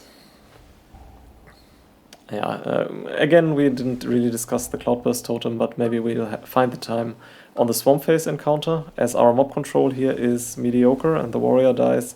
Again, this would have been a situation for Spirit Link. I mean, I used my mob control in my Thunderstorm knockup as well as my Capacitor totem, but still, so the mob control wasn't that great, but we don't have that much mob control, to be fair, in this group. I should have used Spirit Link here. I tend to be too... what's the word? I tend to use Spirit Link Totem not often enough. For the lack of the correct word for it. Okay, so now we're moving on into the Swamp Phase encounter as he crushes bubbles into a pile of goo. And this encounter also, as a Farseer Restoration Shaman, is not particularly difficult. So essentially there's a little bit of damage going on, which you can, from the vines, which you can just heal through with the typical Chain Heal combos. And now we are moving into the big damage phase with the Awaken the Swamp cast. And for it, again, we line up our Ancestral Swiftness window with this damage phase, and doing so will allow us to power through it quite comfortably. As I make the mistake here of not using my Unleash Life often enough, but I remembered now. And now this should actually be the time where I start placing down my totem. It's actually a little bit late here on my Cloudburst totem, but again, Ancestral Swiftness, and just heal the group up with Chain Heal casts after that. Yeah, ideally you would want to place your Cloudburst totem quite a bit before the Awaken the Swamp phase starts, so that you have the maximum amount of healing stored in it at the end of the Awaken the Swamp phase, and you can just release it. So let's see if I will do a more correct gameplay sequence here. Doesn't look like I will. I will not place it at all. No, I do place it, but it's the wrong time again. Anyway, it's not that important, as we get through it by lining up the Ancestral Swiftness window quite nicely. Also, tip on a Swamp Phase, just put your Earth Shield on DPS player. The tank really doesn't need it in this fight, and it helps a lot with the ticking damage. And ideally put it on the player with the least amount of defensives. Yeah, so yeah, I wanted to illustrate the correct use of the Cloudburst totem here, but in my opinion I'm not doing it correctly. I probably should use it so that I can release it in the Awaken the Swamp phase. Although it's not necessarily wrong like this, where it's getting released now in the phase between, where you don't want to use any additional cooldowns, you might need the additional healing from the Cloudburst totem. But still, in general, I would think the optimal way to play it is to place it in the phase where there's not a lot of damage going on, so that it runs out approximately at the end of the Awaken the Swamp phase, which also helps you if something goes wrong in this phase, that you have this additional burst of healing going off, perhaps even automatically, without you having to press it as a global cooldown, simply because the buff runs out. Actually, that's probably the correct sequence. Always placing it so that the buff runs out automatically during the Awaken the Swamp phase, ideally toward the end. This will take some practice, of course, to get the timing down, knowing when to, okay, if I place it now, then it will run out during this phase. But if you have the timers lined up here, that's actually a little bit of an interesting optimization area, which I will look at in the near future when I play this key again to optimize that. I always like watching gameplay back and learning from it, and this gameplay is by no means perfect, but there's no point, there's no reason why we can't discuss mistakes and potential ways to improve. And I'm also interested in your opinion about it if you happen to spot any major errors. Anyway, we move through here. Down here in this area there's the electricians, which cast some electric debuff, not quite sure, don't quite remember what the name was. Overcharged or something maybe, on individual players, which you need to dispel instantly, because they go out slightly more frequently than your dispel cooldown becomes available. At least most of the time that seems to be the case. And if you pull 2 of them, then you have the problem that you can't dispel all of them. It deals a moderate amount of damage, but if it runs out, it will stun the target, which you want to avoid by dispelling it. And I just dispelled it, I think, with my Dwarven ability, which also helps in these kinds of situations. Yeah, so it can be a bit tricky if you have a DK, for example, in your group, because DKs have a shorter buff duration, so they will get stunned more quickly. So you need to be careful to dispel them even more with a higher priority. And now we're moving into the Dark Fuse Jump Starters, which is a pretty high damage event. But if the tank does not pull them into this little corridor, which unfortunately many tanks do, and I'm not a friend of that at all as a healer, because it makes the fight that much harder, especially when people run down the stairs at the end of the corridor and they're not in line of sight anymore for the damage, but both jump starters are still alive. It happens all the time. I don't know. I don't comment it usually in the dungeon, because I'm just like, yeah, okay, whatever. I manage. I can manage it, but it's not optimal. But then again, this fight, if you just use your Ancestral Swiftness and your Unleash Life on cooldown, and you place your Cloudburst totems down for some additional healing, and then just go into the Chain Heal, Riptide, Consumption cycle, the fight is pretty easy. So not a big problem at all. As I write mana, we still have some time. We're also not done, really. We don't have the full percentage yet. But at this point, it's clear that this key will be timed. So I just don't want to start the fight with 15% mana when it can be helped. Now this boss immediately goes into the turbocharged AoE at the beginning. And much like all the other events, much like Jumpstart, this is usually where you want to commit your Ancestral Swiftness for the 25% healing buff from your foreset, and then just cast a combination of Chain Heal and Riptides. Ideally targeting the Riptides at players with low HP, because the Chain Heal will give you buffs of Coalescing Water, which empowers the initial heal of your Riptide. And in doing so, the initial heal will heal them quite significantly. So you don't usually want to apply a Riptide to a target which has high HP, because then this healing will go to waste. Now the Giga Zap goes out. A good strategy here is to move your Earth Shield onto one of the players who is targeted by Giga Zap, because Earth Shield not only heals a decent amount, but it also increases your healing done to the target by 20%. So it's an extremely powerful healing buff, even more powerful than Deluge from your Riptide.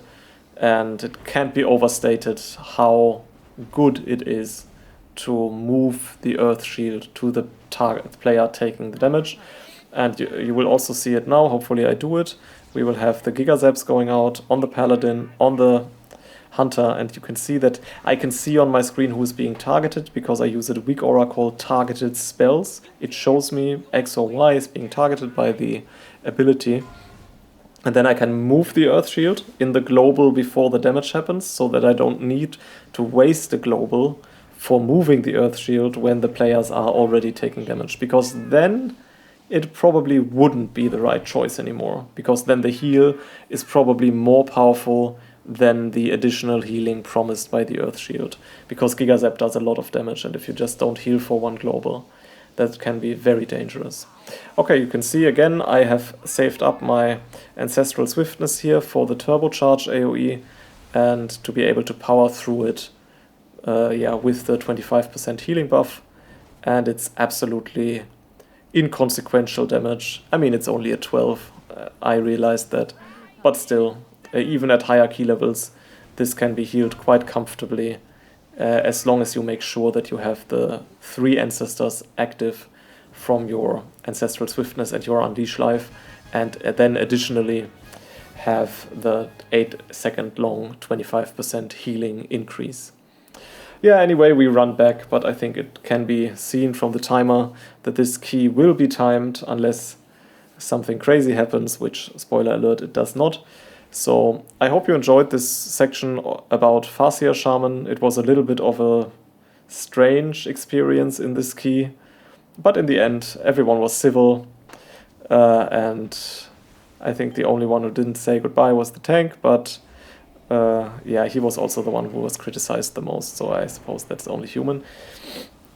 Yeah, thank you for watching this segment, and if you have any comments or questions, then comment or ask the question.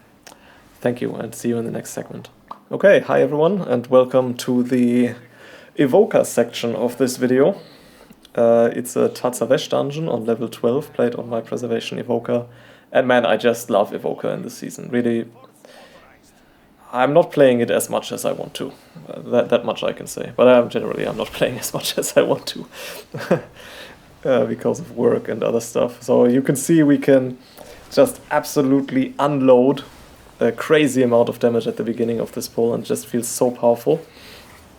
And yeah, apart from that, this first pull of the dungeon is usually not very challenging. All you want to do is set up for the Radiant Pulse cast, which you saw we did here with a little bit of a Lifebind combo. But to be fair, Evoker's reliance on perfectly executed Lifebind combos seems to be less pronounced than it was in previous seasons, because I feel like your base abilities are just somewhat stronger.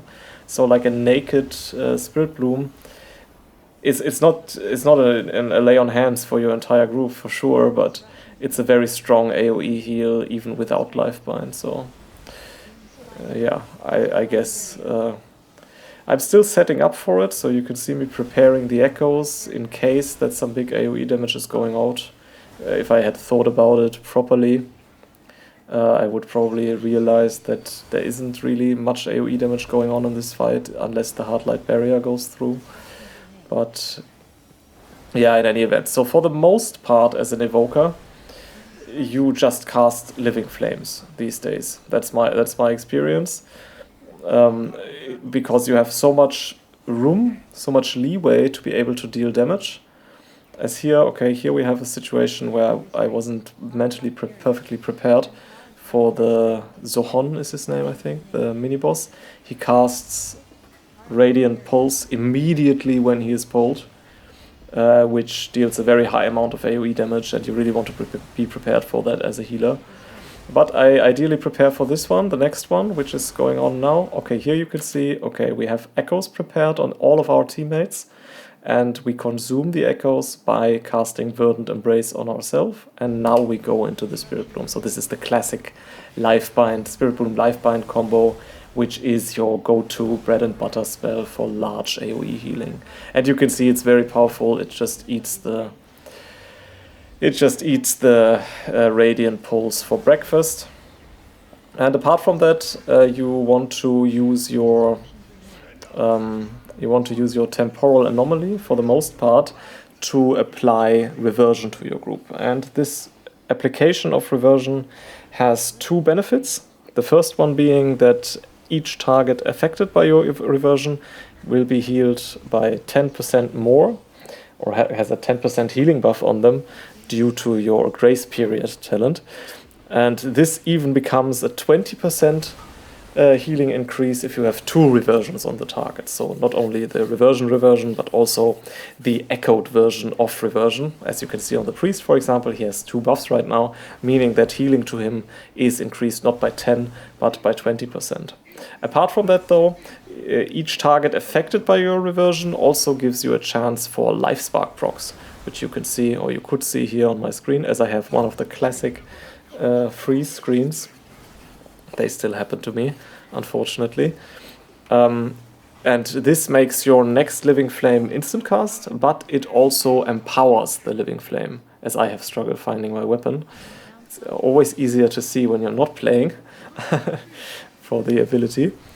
And so therefore it's very important to keep your reversions on the group so that you deal additional damage or do additional healing from your Living Flames and next to the 10 to 20% healing increase provided by Grace Period. And now this section of the fight where individual players get trapped, you just need to do a little bit of priority healing on the player who is trapped and not stand in front of the boss, because he will one-shot you. And other than that, you can just deal damage. And you can see here, I mean, there's no damage going on here anyway, but as a Evoker, when you have the temporal burst buff active, and you have it most of the time, each of your Living Flames will cast additional Living Flames due to your foresight bonus. And this means that you heal, on a single target fight, you will heal your teammates even when only casting Living Flames at the enemy. And that is because it shoots 3 flames, but it will not shoot 3 flames at the same target. So they always go at different targets, and as a result, there will always be 2 flames going off to your teammates in order to heal them, and they will find their way to the teammates which need the healing the most. So here, for example, you can see, okay, every time I cast a Living Flame, some of my teammates will also be healed. And sometimes it's the pets, but that's just because the players have full HP. As this time I'm quicker in identifying where my weapon has been placed. And yeah, for the most part, therefore, as an Evoker, you just want to spam Living Flames on single target encounters, unless the encounter gives you a reason not to, in the sense that there is more damage going on than this passive healing from Living Flame can provide, or your reversions run out, meaning that you will not have any life spark procs anymore, in which case you also want to renew the reversions to amplify your damage dealing and healing potential. And at the end of the fight I used a couple of disintegrates there, because I run Energy Loop, and probably everyone should run Energy Loop, or even though it's so painful to take, but mana regeneration really is somewhat necessary most of the time to regenerate some mana. But from a damage dealing perspective, you never want to use Disintegrate over Living Flame.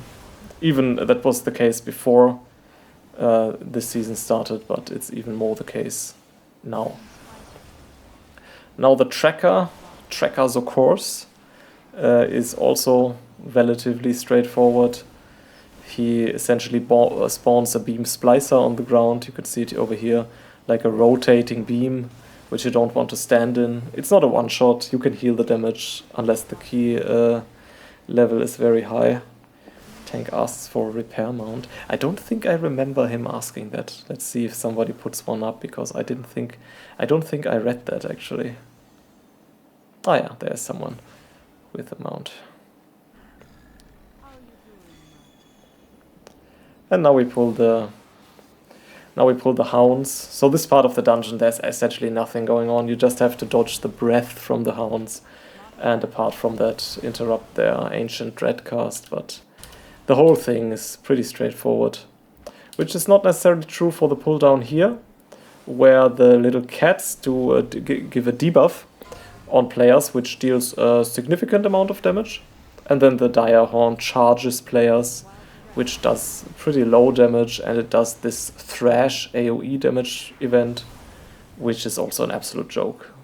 If you're familiar with the Thrash from the shards of Halkias in Halls of Atonement, and then you hear I use Big Wig's voice, so I hear the voice say Thrash, and I'm like, oh my god, Thrash is coming in, and then it's just this dire horn and his pathetic imitation of Thrash. Yeah, there's not much preparation needed. It doesn't deal any damage.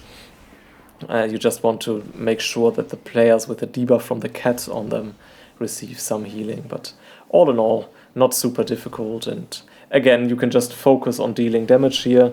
You can see we are way northward of 1 million DPS as an Evoker, and you can finish the key with like 1.5 million or something, even despite the fact that my Evoker has pretty poor gear. I think it's 695 or something, so I haven't been playing that much, unfortunately. As we move on here into the Menagerie, in my opinion, one of the worst boss fights in this season. It's not because it's particularly difficult, although you will see me make some unfortunate mistakes here, but it's just, in my opinion, nothing about this encounter is fun. Absolutely nothing about the encounter is fun. All the abilities are boring, it takes forever. It's, from a healer perspective, it's maybe almost the worst fight in the season. The other fight, which is super terrible, is actually also in this dungeon. So, yeah. So essentially you have to dodge this mechanic. This was too close for comfort already and may get worse even still. And I have the gluttony buff on me. It's used for collecting the orbs, but they will only spawn in the next phase of the fight. So at this time it's not really that important who holds the gluttony buff, but later on you really don't want to stand next to the gluttony target as a healer, because when the buff runs out it will transfer onto the nearest target. And yeah, no one saw that. Hopefully it will transfer onto the nearest target, and it shouldn't be you, because you don't want to have the damage buff. And here actually this also the next mistake. So in this part of the dungeon I was really like brain AFK. I don't know what happened. I remember thinking after this, what the hell did you do here? So I get rezzed after this crazy mistake, and then I guess I'm just super surprised by this, that I get rezzed and I spawn with the debuff. So it must have been an exact overlap that I spawned exactly when they were going on, and it was already targeting me, or it switched to me, or it's decided who is being targeted at the very end of the cast. In any event, I get the debuff immediately, and you can see the rogue dispels his own debuff with the shroud. And I'm like, oh my god, I have to save myself. When this runs out, I will die. Even though I could just dispel it, because I haven't used my dispel. But I guess my brain was like, okay, I have used my dispel, because obviously the rogue doesn't have the debuff anymore. I didn't see the shroud. So yeah, I don't know. Like I said, not my brightest hour here. So I try to save myself with everything possible. I use rewind, doesn't really do very much because I was dead, and this resets the rewind counter. And I probably also was dead for the rewind duration, but it's the only button I could think of next to time dilation, which I also use, and then it runs out. And yeah, I'm fine in the end with these sort of emergency buttons. But I could have just dispelled the debuff and gotten taken care of it altogether. In any event, maybe that's why I don't like the boss, eh? Yeah, so the next boss spawns in here, Acolyte. He will spawn these void zones, these orbs on the ground with his venting protocol, and these are the orbs that are being collected by the gluttony, the player who has the gluttony buff running around collecting them. Ideally it's a ranged player, right, so they can still do some damage, but I mean melee players can collect the orbs during the venting protocol as well, I guess. And now I should move away from the gluttony target. Not sure if I'll make the mistake again. Don't think I have been playing this particularly well here. so that the damage buff is not transferred to me, but it's transferred to another DPS player, which is always what you want.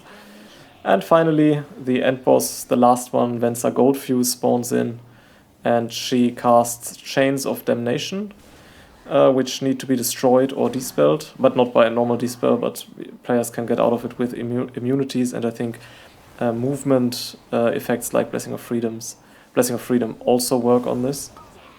Now it's on me. And maybe I could fly out of it with Deep Breath, I suppose. But I'm not quite sure. I'm not 100% sure if I can dispel it like that. So for example, on the javelins in Ecodome, you cannot dispel them with a Deep Breath, for example. You would still have the debuff, even if you move out of the circle. Yeah, anyway, so there's nothing positive I have to say about this fight. There's really not. It's just crazy boring. And all the mechanics are so annoying. Yeah, anyway, we kill it. And now we move on to the next area of the dungeon, which are some moderately interesting trash mobs here who have a bunch of casts. I think the most dangerous cast is the Hyperlight Salvo, which targets one player and damages all other players standing between the caster and this player. And if it's not interrupted, it will deal a relatively high amount of ticking damage. So it should be a priority interrupt. But usually one tick will go off because it's a channel spell. Oh my god, I think I die again, if I remember. Maybe I should have taken another key for this key review. Because I think I positioned myself too close to one of the shock mines. So this fight essentially is not super difficult either.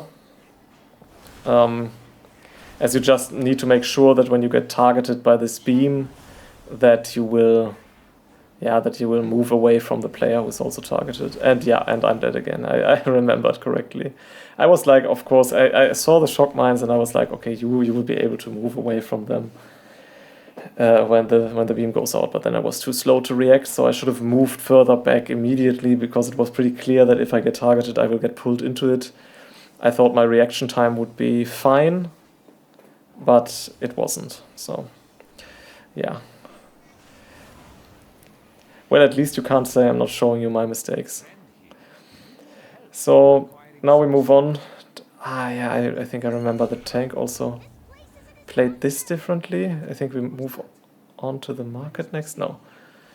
So, okay, we move on to the third boss of the dungeon, the Postmaster. Usually here you pull out the mobs beforehand, and it's a very cool pull, especially for evokers, because you can just do crazy amounts of damage here. You can with your fire breath, as also with your deep breath, which just got a buff recently at 20%. It's not gonna make the world of difference, but it's always nice to receive a small buff. And then you can also spam your living flames into the enemy mobs, which is quite powerful. Apart from that, there's quite a bit of damage going on from the junk mail or something, or spam mail or whatever, it's junk mail both, which is being cast at individual players and deals some damage to individual players. I would say at higher key levels it probably needs to be controlled, but on a 12 it's not really that dangerous, and you can for the most part focus on maintaining uptime on your reversions and then dealing damage during this fight. Now the Postmaster himself, it's very puck unfriendly, because it if someone fails the bomb mechanic, then it's an immediate wipe. But apart from that, it's not that challenging. You can see me preparing here. I know that AoE damage is coming in, so you can see me. I put Echo on all players in order to be able to give Lifebind to all players. And Fan Mail is beginning to cast, and now I give Lifebind to all of us, and now I go into the Lifebind Spirit Bloom combo here. The rogue has 3 stacks. I should probably have dispelled him over anyone else, but he could have cloaked it as well. And you can see it's a pretty powerful heal. And after that, he will cast Money Order, which is another pretty high damage event. But so essentially what you need to do, I released my stasis here to heal it back up, but there's no damage going on after it, so you don't have to be fast in healing up the money order damage, but you have to be fast in healing up the fan mail damage, because these two damage events will always happen in succession. And yeah, and you need to be ready for money order with a group that has full HP. And it will just happen again now. You soak the liquids. You dispel the player with the most debuffs, which in this case was me. And now I used my... Not quite sure, I could have given some additional echoes. So the lifeline setup here is not perfect. I use temporal anomaly now. Apply reversions again. This wasn't played perfectly actually. And I cast my Spirit Bloom rather late here. But it wasn't terrible either, because we did live through it, I suppose. And we go back into Unstable Goods, and you see me just standing around here, because I have a weird bug where when I use my extra action button, it will just keep spamming the extra action button forever. And I've wiped here a couple of times, because if I don't tap out of the game and click into, for example, my browser and my Firefox, then it will just keep spamming the extra action button until the end of time. So every time I use my extra action button, I need to tap out of the game and reset this spamming, and then I tap back in.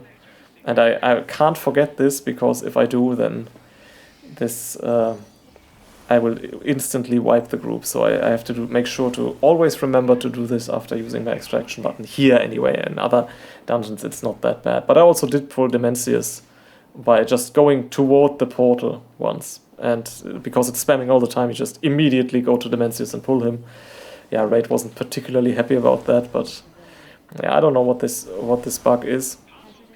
But I hope it will be resolved at some point, because it's a bit annoying, especially in this season where there are so many extra action buttons required. Yeah, and again, I'm a bit sloppy on my setups here, actually. All in all, it's probably not the keys that I should have shown for Evoker gameplay. I'm not particularly happy with how I played, but I guess it's a bit of a learning on what not to do. So I should have set up all the fan mail casts, in my opinion, like I did the first one, by preparing the echoes, using Lifebind when the fan mail cast starts, and then cast Spirit Bloom into the fan mail damage, just to be extra safe. Especially with the stacks from the hazardous liquids going on, you really want to set up a powerful combo and not just sort of lowball it, as I have done here. Now we are in the market event. Not the most interesting part of the dungeon, in my opinion. Essentially, you just go around and hand in these items. And then you have these Overseers. They do a decent amount of tank damage, and then they have an AoE ability, which targets 3 players and deals a moderate amount of damage. And you can see I hardcast the Spirit Bloom here to heal it. Rogue probably has aggro, I suppose. Yeah, a bit of failure damage going on here. Well, anyway, we're going to skip through the market event because there's really not that much happening. You need to dispel the tank from time to time because he's being slowed, and then heal this up. I also don't use a Lifebind combo here to heal this up, because it's, I mean, in my defense it would be a bit overkill to use. The perfect play is setting this up with Lifebind, but on a plus 12 it's just overkill when people don't even take 50% of their HP as damage. Okay, now we move on to the... If I didn't like the Menagerie, I don't like this one either. I like it even less, because essentially you just say, okay, you sit down at the drums. I'm not entirely sure if I play it perfectly either, but I'm not super happy to learn, because in my opinion it's just such a dumb encounter, especially for the healer. You just sit here and you press your extra action button. It's also not clear, so I've been told that you don't take any damage when you are targeted by ground effects while you're sitting at the drums, but that the game doesn't communicate this clearly. Maybe they should give you like a giant shield or something, if that's the case. So not only do you have to sit here and play the notes, but you also have to stand up when there are ground effects, or maybe you don't, maybe you do, I'm not quite sure. I usually do, just to be safe, because I really don't want to wipe, because I don't know. Yeah, and I mean, at least they removed one wave, right? Maybe some people like this fight, I don't know. I think it's absolutely terrible. In every way that a fight can be terrible. And now comes the boss. Essentially, what you want to do is keep your stacks up, so you have the tempo up buff, which increases your haste, so that you can power through his shield more quickly, so that his final warning cast does not go out. Yeah, you can see I sort of panic leave, because it's also not so well telegraphed. Can I stay on the drums or not? Not quite sure. So you want to maintain your tempo up buff, so that you can interrupt this final warning cast. You will have to break the shield. This is why you need the buff, and then you interrupt it before the pulsing damage starts happening. Yeah, one of our players probably got hit by the green throw tomato, or however the cast is called, rotten food cast. Yeah. Again, I leave because the telegraphing is poor, and I'm not quite sure if I get hit or not. Yeah, and then this one is an AoE damage event. You can see me preparing with the Echo Life Bind, but it's not necessary because it does very little damage. And we go back on the drums and we play them. And we skip this because I don't even want to look at it, so okay. Now we move on to the final boss of the dungeon. We have some trouble with trash. Ah yeah, I remember the tank also pulls way more than is necessary for 2% of trash count here. If I remember correctly, it might have been another key actually. But that's what I remember. I know, it probably was another key, so because this looks fine. So yeah, we kill this last... Yeah, no, it wasn't another key, it was this one. So yeah, we kill these last 4 mobs for our 2% count before we move on to the boss. So we have full count now, but it's fine. It's fine. And if I leave some criticism on this dungeon, I will also leave some praise, because I think Soasmi is a great boss. I think it's absolutely great. It could be argued that the Shuri could be a little bit more appropriately telegraphed, where the circle spawns on the ground and you have to look at it, and then you have to find the teleporter in which you need to go to get to the inside of the Shuri circle. And I think it's sometimes a bit hard to see the Shuri, so I would prefer like a big arrow or something, anything like a light to the ceiling or to the sky that telegraphs it better. But if you play with game sounds, which I recommend, you can actually hear it. So you can, obviously, if you're on speakers, then it's very difficult to hear it. But if you're on a headset with directional sound, then you can hear where it's spawning. And I have gotten used to really using that for seeing it immediately. Because if you hear, oh, it's over there to the right, then you will also see it immediately. Whereas it can be a little bit more tricky to spot if you're not hearing it, and it's not always super easy to see. So here we have Shuri again. We have some pretty lucky sequences here with the teleporter. Sometimes it can get quite awkward, but yeah. Yeah, sorry for not commenting too much on the Evoker gameplay, but yeah, I really need to do another one of these videos at some point where we are looking at some higher key levels where the correct sequencing of spells and so on actually... Oh, I make a mistake here. Probably triangle, yeah. Where the correct sequencing of spells will become more important and mistakes are more severely punished. Yeah, this is one of these awkward situations where you have to move through various different teleporters to get back to her. Or him? Her or him? I'm not even sure. In any event. yeah, so maybe I'll do another one of these videos, depending a bit on how this one lands as well, so that I can also give some more insight on Evoker at higher key levels, where perhaps this will also force me to play better. Yeah, I don't really want to flood the channel with these kinds of videos, because I think they are kind of a niche audience who wants to listen to me speak about the gameplay loop and the different dungeons and so on for such a long time. And if I make like 5 videos for every class, then that will just have a negative effect for my channel.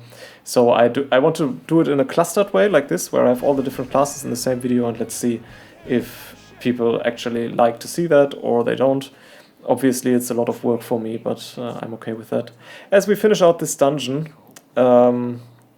yeah, please don't comment on how awfully I've played it. I know. But yeah, thanks for watching this segment anyway, and maybe check out any of the others. Thanks and see ya. Okay, hello again, and welcome to the priest section of the video. Discipline priest, that is. And it's also Oracle Discipline Priest. I know that Void Weaver is somewhat more popular at the moment, but yeah, I've played it a bit, but I'm not really into it that much so far. I think Void Weaver is a little bit too simplistic for my liking. The fact that you solve everything by just pressing Mind Blast and then spamming your Void Blast, I don't really enjoy it as much, but yeah, perhaps that's also a little bit to be explained or explainable, because I have limited experience on it, and maybe it becomes more fun when you start sort of optimizing these windows. But I sort of feel that as a Void Weaver, you're a little bit, yeah, your decision making is not particularly interesting. So if you have such a situation, yeah, okay, you spam Void Blast, and if then something goes wrong, your ability to react to it is limited, because continuing spamming Void Blast is usually your best option. So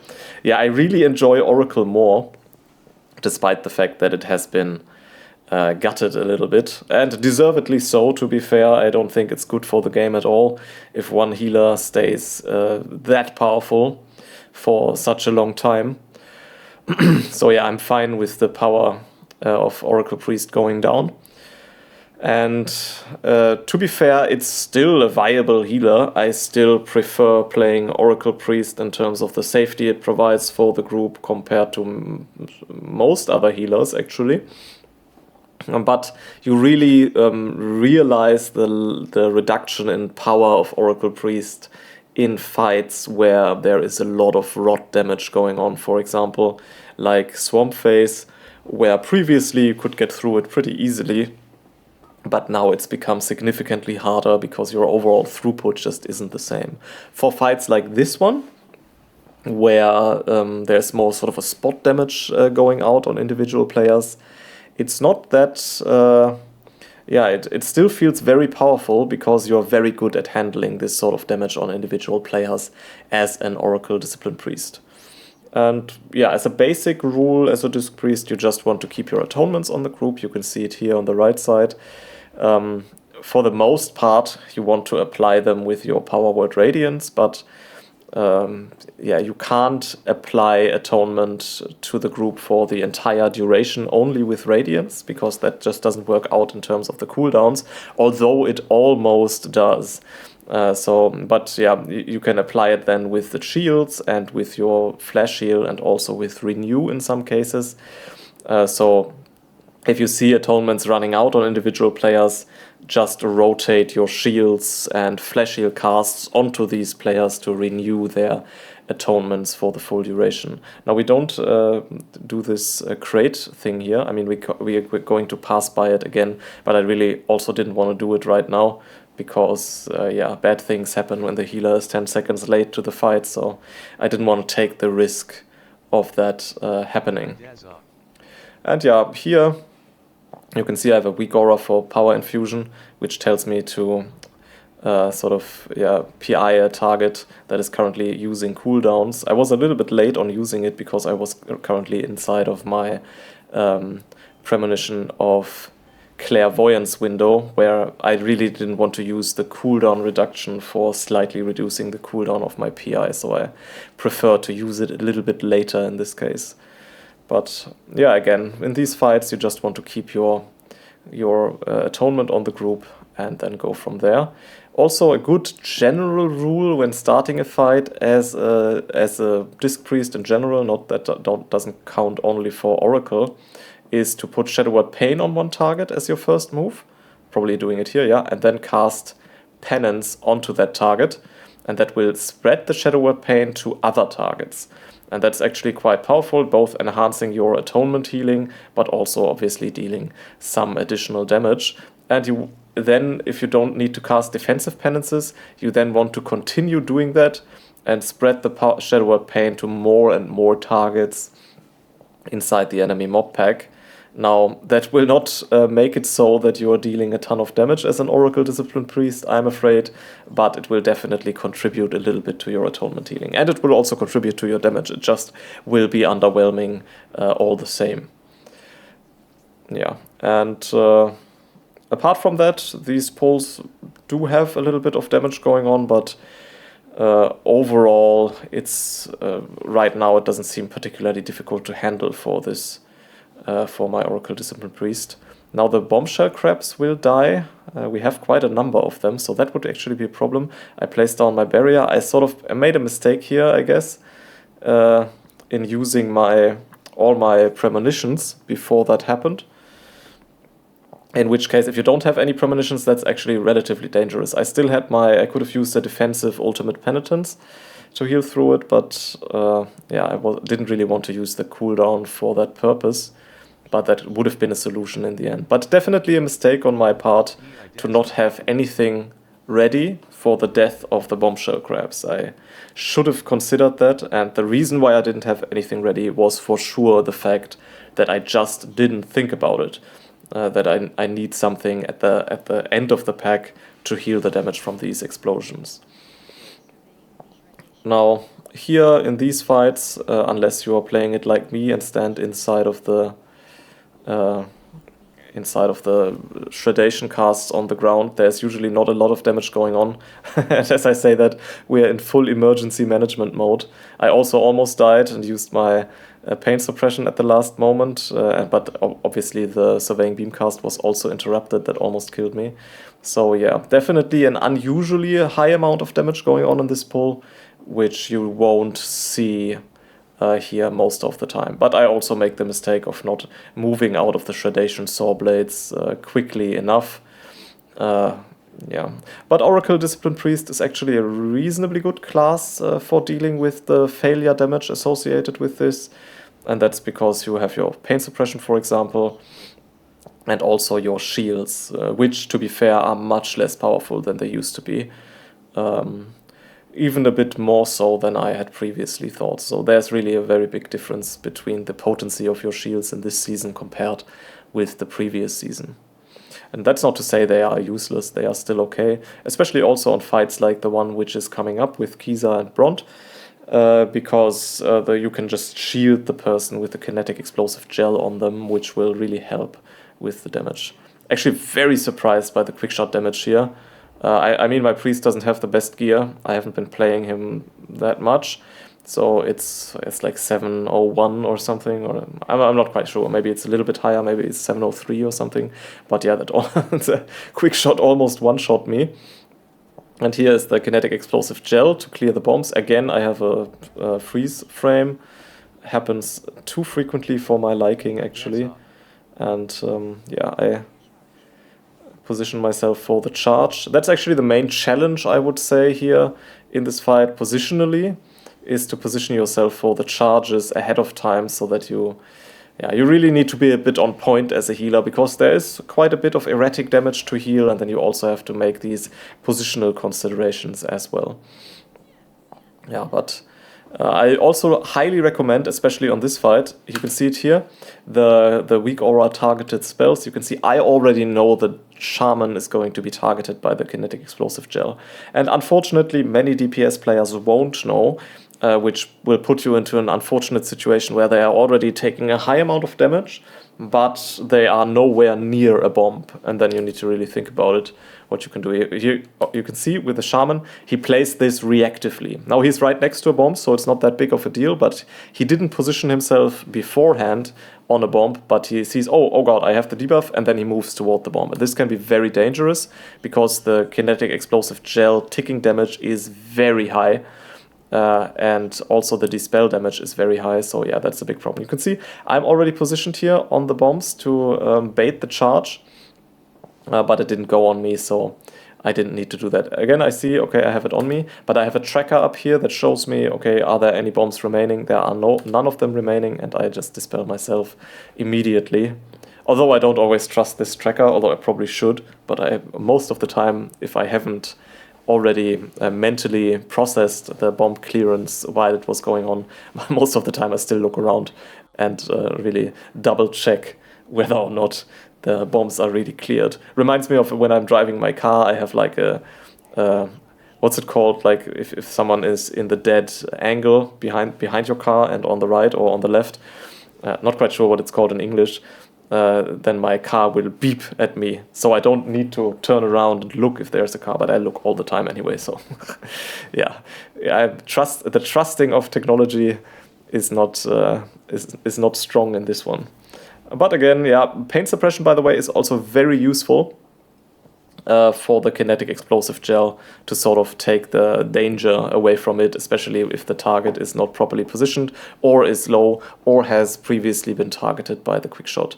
Again, the Shaman, very slow to move here, but to be fair, he wanted to clear 3 bombs, which I can appreciate.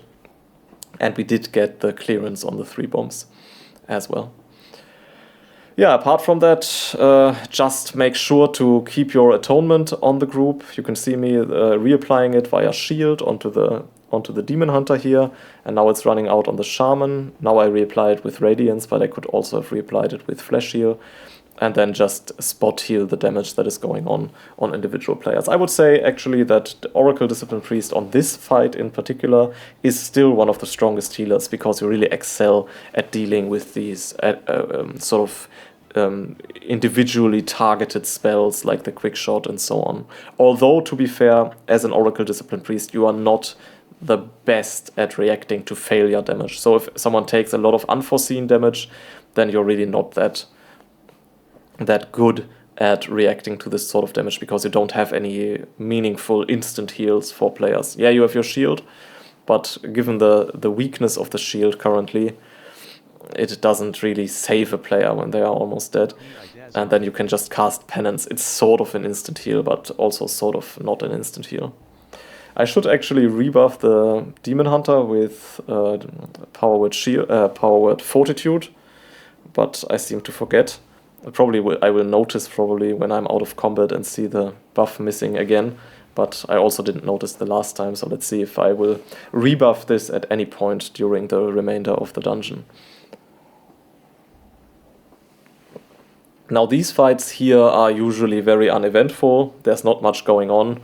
You just need to dodge the ground effects a bit, and you can just, essentially just keep atonement on the group and then just deal damage and spread your Shadow Word pain to the enemy mobs.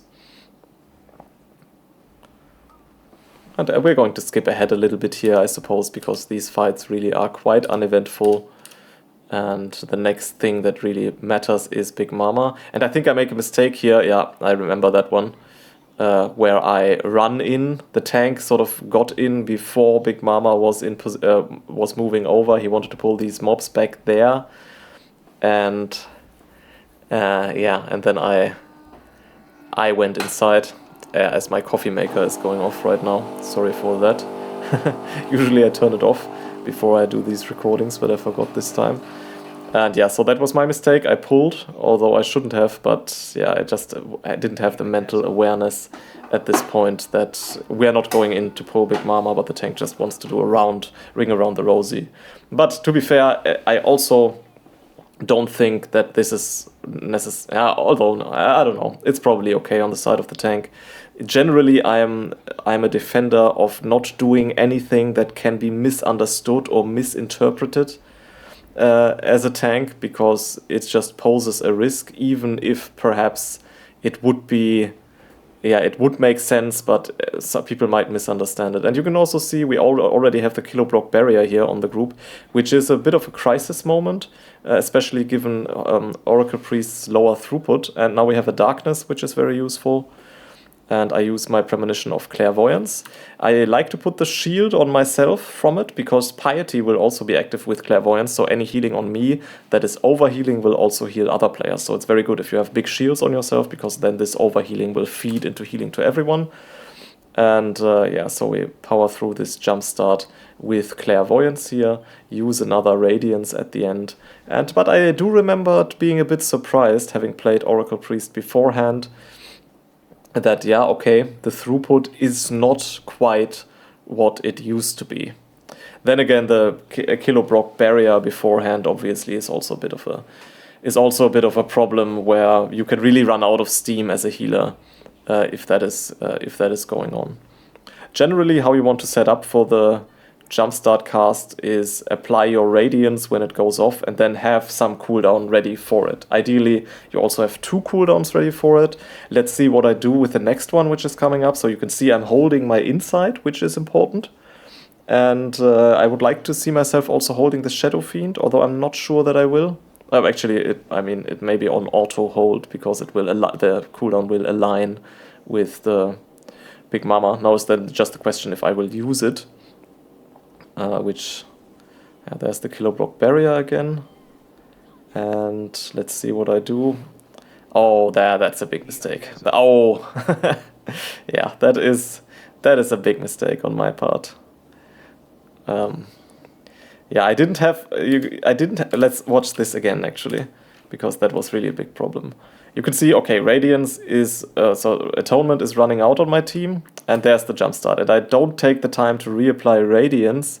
Instead, I use my life grip. So I have no idea. Maybe that's sort of a muscle memory thing from another healer, because I play so many different healers. Shift T is the keybind for life grip. I had no idea what was going on there. And I should have used my Radiance. It's even on an instant cast right now, because I've used my Insight already. So bad sequencing altogether. And now I use Penance, although we still don't have it applied. Holy guacamole, that was some major mistake. And then I put down my barrier, because, oh god, I made a big mistake, I need a defensive. But that really doesn't save the damage either, because if you're not healing, then a 20% damage reduction doesn't help. Then I'm like, okay, what do? I need another big defensive. I use my Ultimate Penitence, but Ultimate Penitence has a rather long cast time, and it's also not something that will just top the group instantly. So, not the best. And then it's just too late for the Shaman. And he dies. And then, but to be fair, then he has the audacity to ping himself. I mean, yeah, I agree, it was my mistake. But please also don't use your reincarnation during the jumpstart cast and just die again immediately. That's also a highly questionable decision. So let's just say I'm not the only one who made a mistake here. But yeah, definitely a big problem. So that is there. You can sort of see illustrated that if you make sort of a major mistake in your preparation and sequencing as an Oracle Discipline Priest, then the problems that arise from it will also be quite serious. And but to be fair, this couldn't have been played much worse. So it was really, really, really poorly played, because I didn't have Radiance. I didn't have Atonement on my group. Then I cast Penance, so then I didn't apply Atonement. I cast Penance instead, which then just heals one target, or not even sure, maybe I cast it at Big Mama herself, in which case it doesn't heal anybody.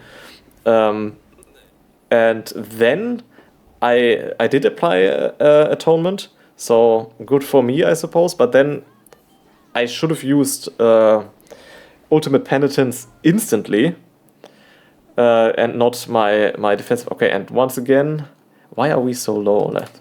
I mean, this really something to investigate here. Okay, so what is happening here? I'm not quite sure why we are dropping low here. So here's the shots from the little guy. Is this a maximum distortion cast? No. Yeah, I'm not 100% sure why we are so low, but you can see, okay, jumpstart is about to happen and we are already have a problem. Also, bad sequencing on my premonitions. I don't have any premonition available. I don't have any other cooldowns available because I made a big mistake last time. So what I do have is my evangelism, and it will have to be used here for sure. I also, because we did drop so low beforehand, don't even have penance available to encounter the jumpstart at the start so that I can use multiple penances. So I would think that I'm going to use pain suppressions now. Maybe. Let's see.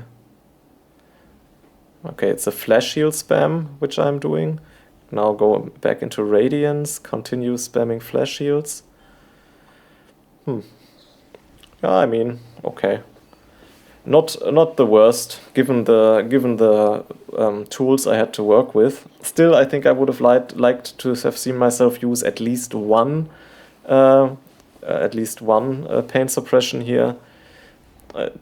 Tendentially also a mistake I'm making on my priest is underusing pain suppression. I treat it as like a super big cooldown when it's really not, because you also have 2 charges. So yeah, that was that was a big mama fight that really wasn't particularly good. And now also let's see what he does. I ping danger, but he just goes in anyway. Our other demon hunter is back here, back in the back, doing the thing. We pull the blood warper, although I'm not there because I needed mana. And now I have to deal with multiple blood warp casts as well, for sure.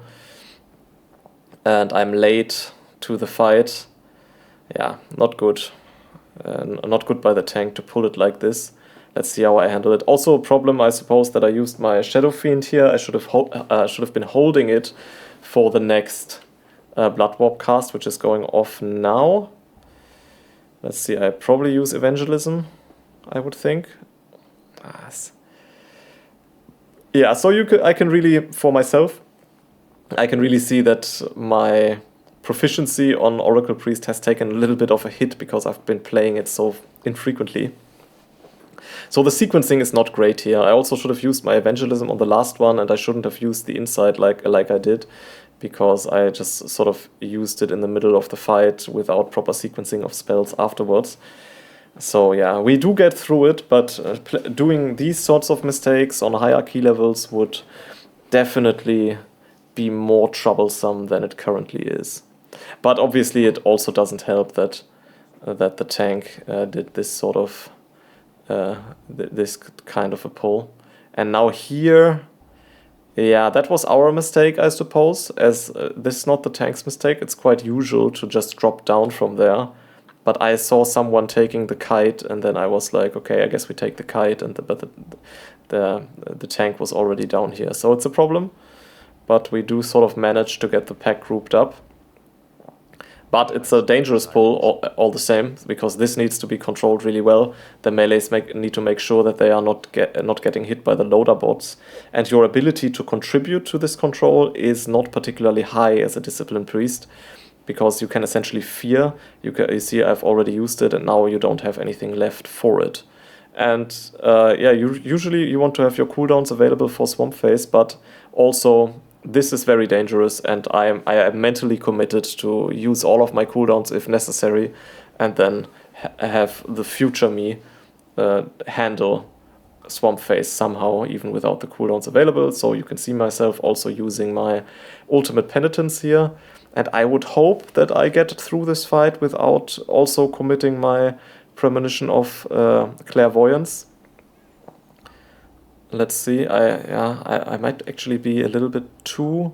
Yeah, now I committed, because I'm like, okay, this is still super dangerous, and yeah, I will probably go into the Swamp Phase fight without anything available. But yeah, there wasn't really another choice if this pack is played like it was, and does so much spinning damage, then you really need to commit to making these choices, and just sort of trust yourself to be able to handle Swamp Phase even without any cooldowns. And I don't have any cooldowns, as you can see, so I do have my Powered Barrier available. I mean, I guess Insight has rotated up, which is good, so at least we ended on Clairvoyance and have Insight available for the first Awaken the Swamp Phase, which is decent. Ah, by the way, finally I remember to rebuff the power word Fortitude, so that's that's good.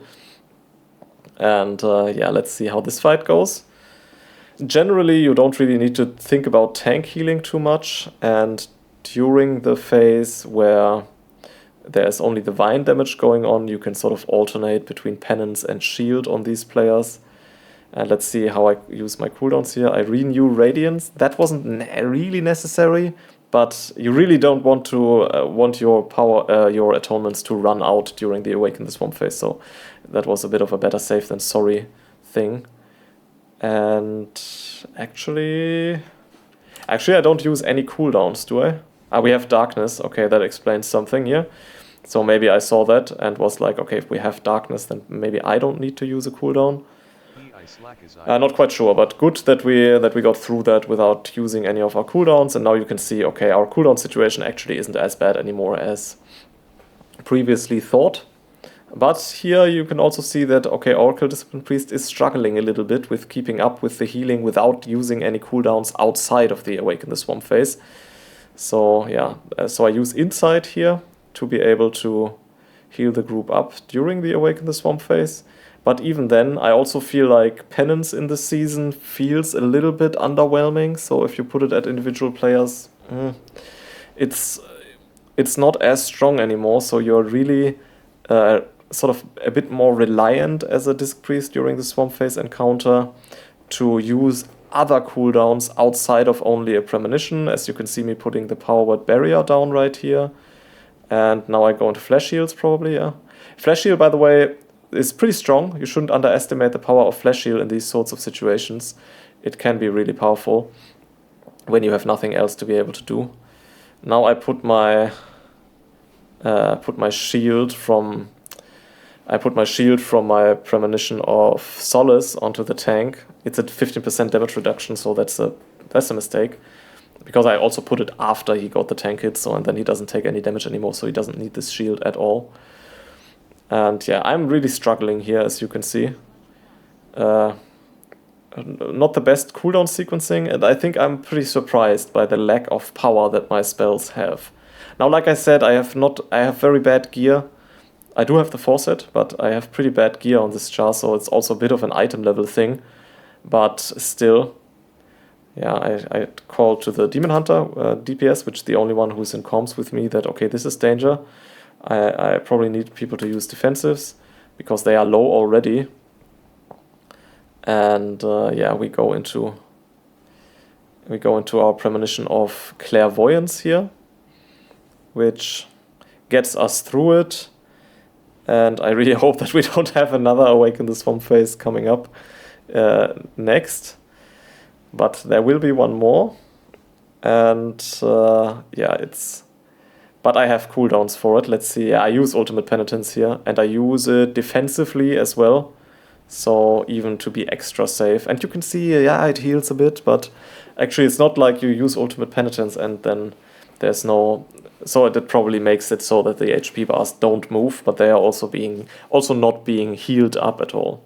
But at least you don't really have to consider that after Swamp phase has died, you need more healing cooldowns because you have the Bubbles encounter, which was relatively challenging in the last season. So yeah, you can use everything on Swamp phase too. Again, now we have this fight, which down here you really need to take care of the overcharge debuff, I think it's called, from the electricians, and you just sort of need to dispel it, and you need to be quick with your dispels because more debuffs are going to be going out than you can dispel, so slightly more, so you don't want to fall behind too much on your dispel cooldown here. And yeah, but you can also master spell it as a priest, but usually I try to hold that until it is necessary. For example, when the tank is really struggling because he has too many debuffs here, then maybe a master spell will be in order. But for the most part, I don't want to waste it if I don't need it. I run ahead a little bit and sit down for drinking, because if you look at the timer, despite the fact that the key was reasonably clean, I mean, apart from my gameplay, which wasn't clean at all, but at least I didn't let many people die.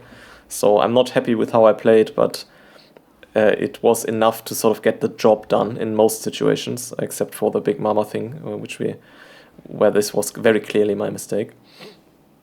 Yeah, so definitely a bit of a lack of damage to be able to time this key safely. But yeah, I don't think the timer in Floodgate is super tight. So yeah, timing a 13. Trying to think back about the pulls that we have been doing. They weren't super aggressive, but they were sort of standard, I would say. So I'd expect to have some more time left here. But yeah, anyway, this fight is actually, I think, the most challenging down here. Yeah, the next one is probably a higher HPS requirement from the 2 jump starters, but in this fight here, you have the electricians to juggle. There are individual casts to juggle as well.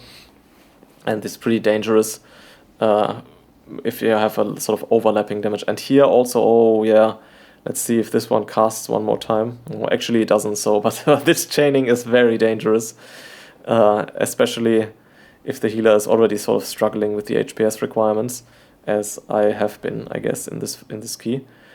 But yeah, to be fair, we need it. We need to be very fast here to be able to time this key. Simply because we don't have much time left.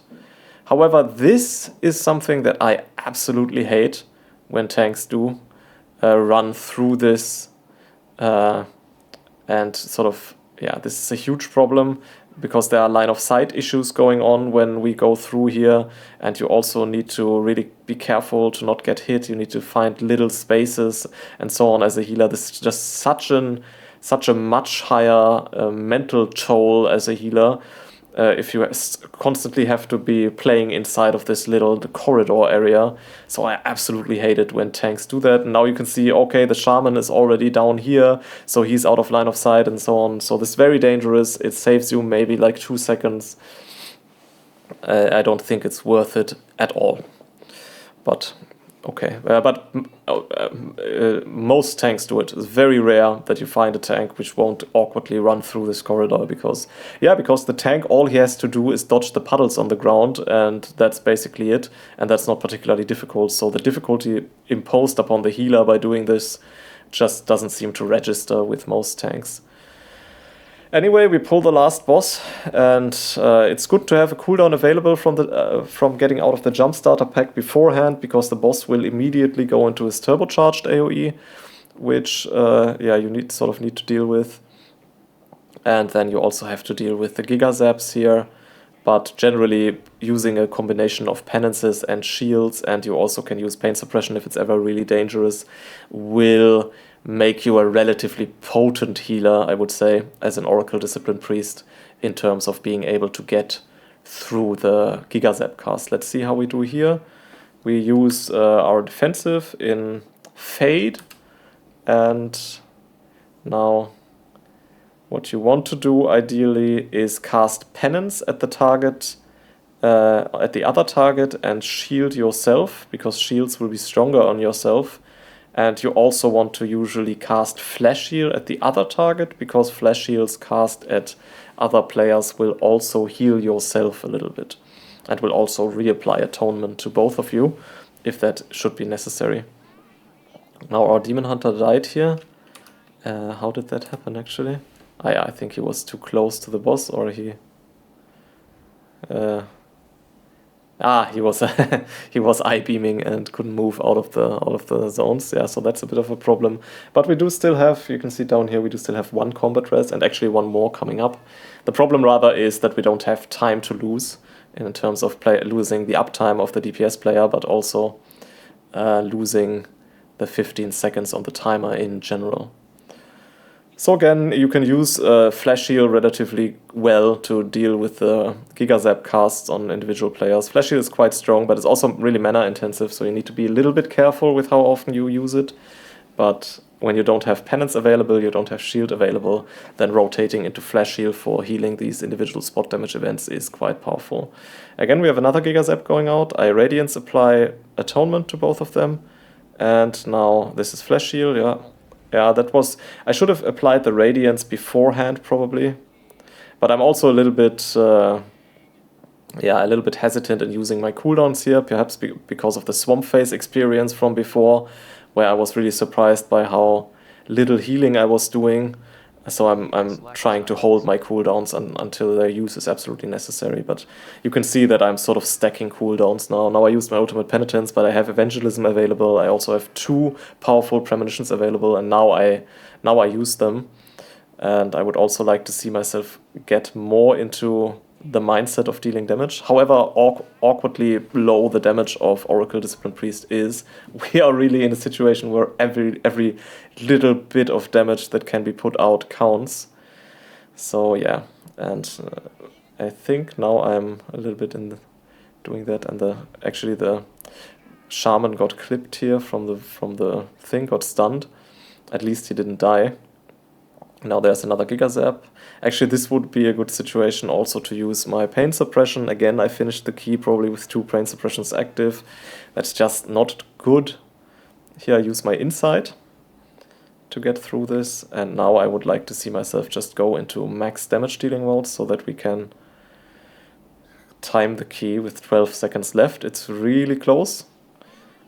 And let's see if we can make it happen. Also probably the best call to just not heal these Giga Zaps at all, because the key will conclude. Yeah, and I don't do any of the healing. And we do time, although the time had run out, as we can see here. You have like a second left after the timer on the right side runs out. You can see it's on 0, and then we finish. And the second still ticks down, so you have 1 second after it goes down to be able to do that. And yeah.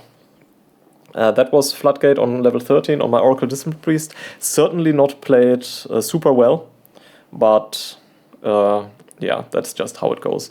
Okay, I think I will put this one at the end of the sequence of the different healers. So with that, the video will probably conclude, and I thank you very much for watching these kinds of walkthroughs.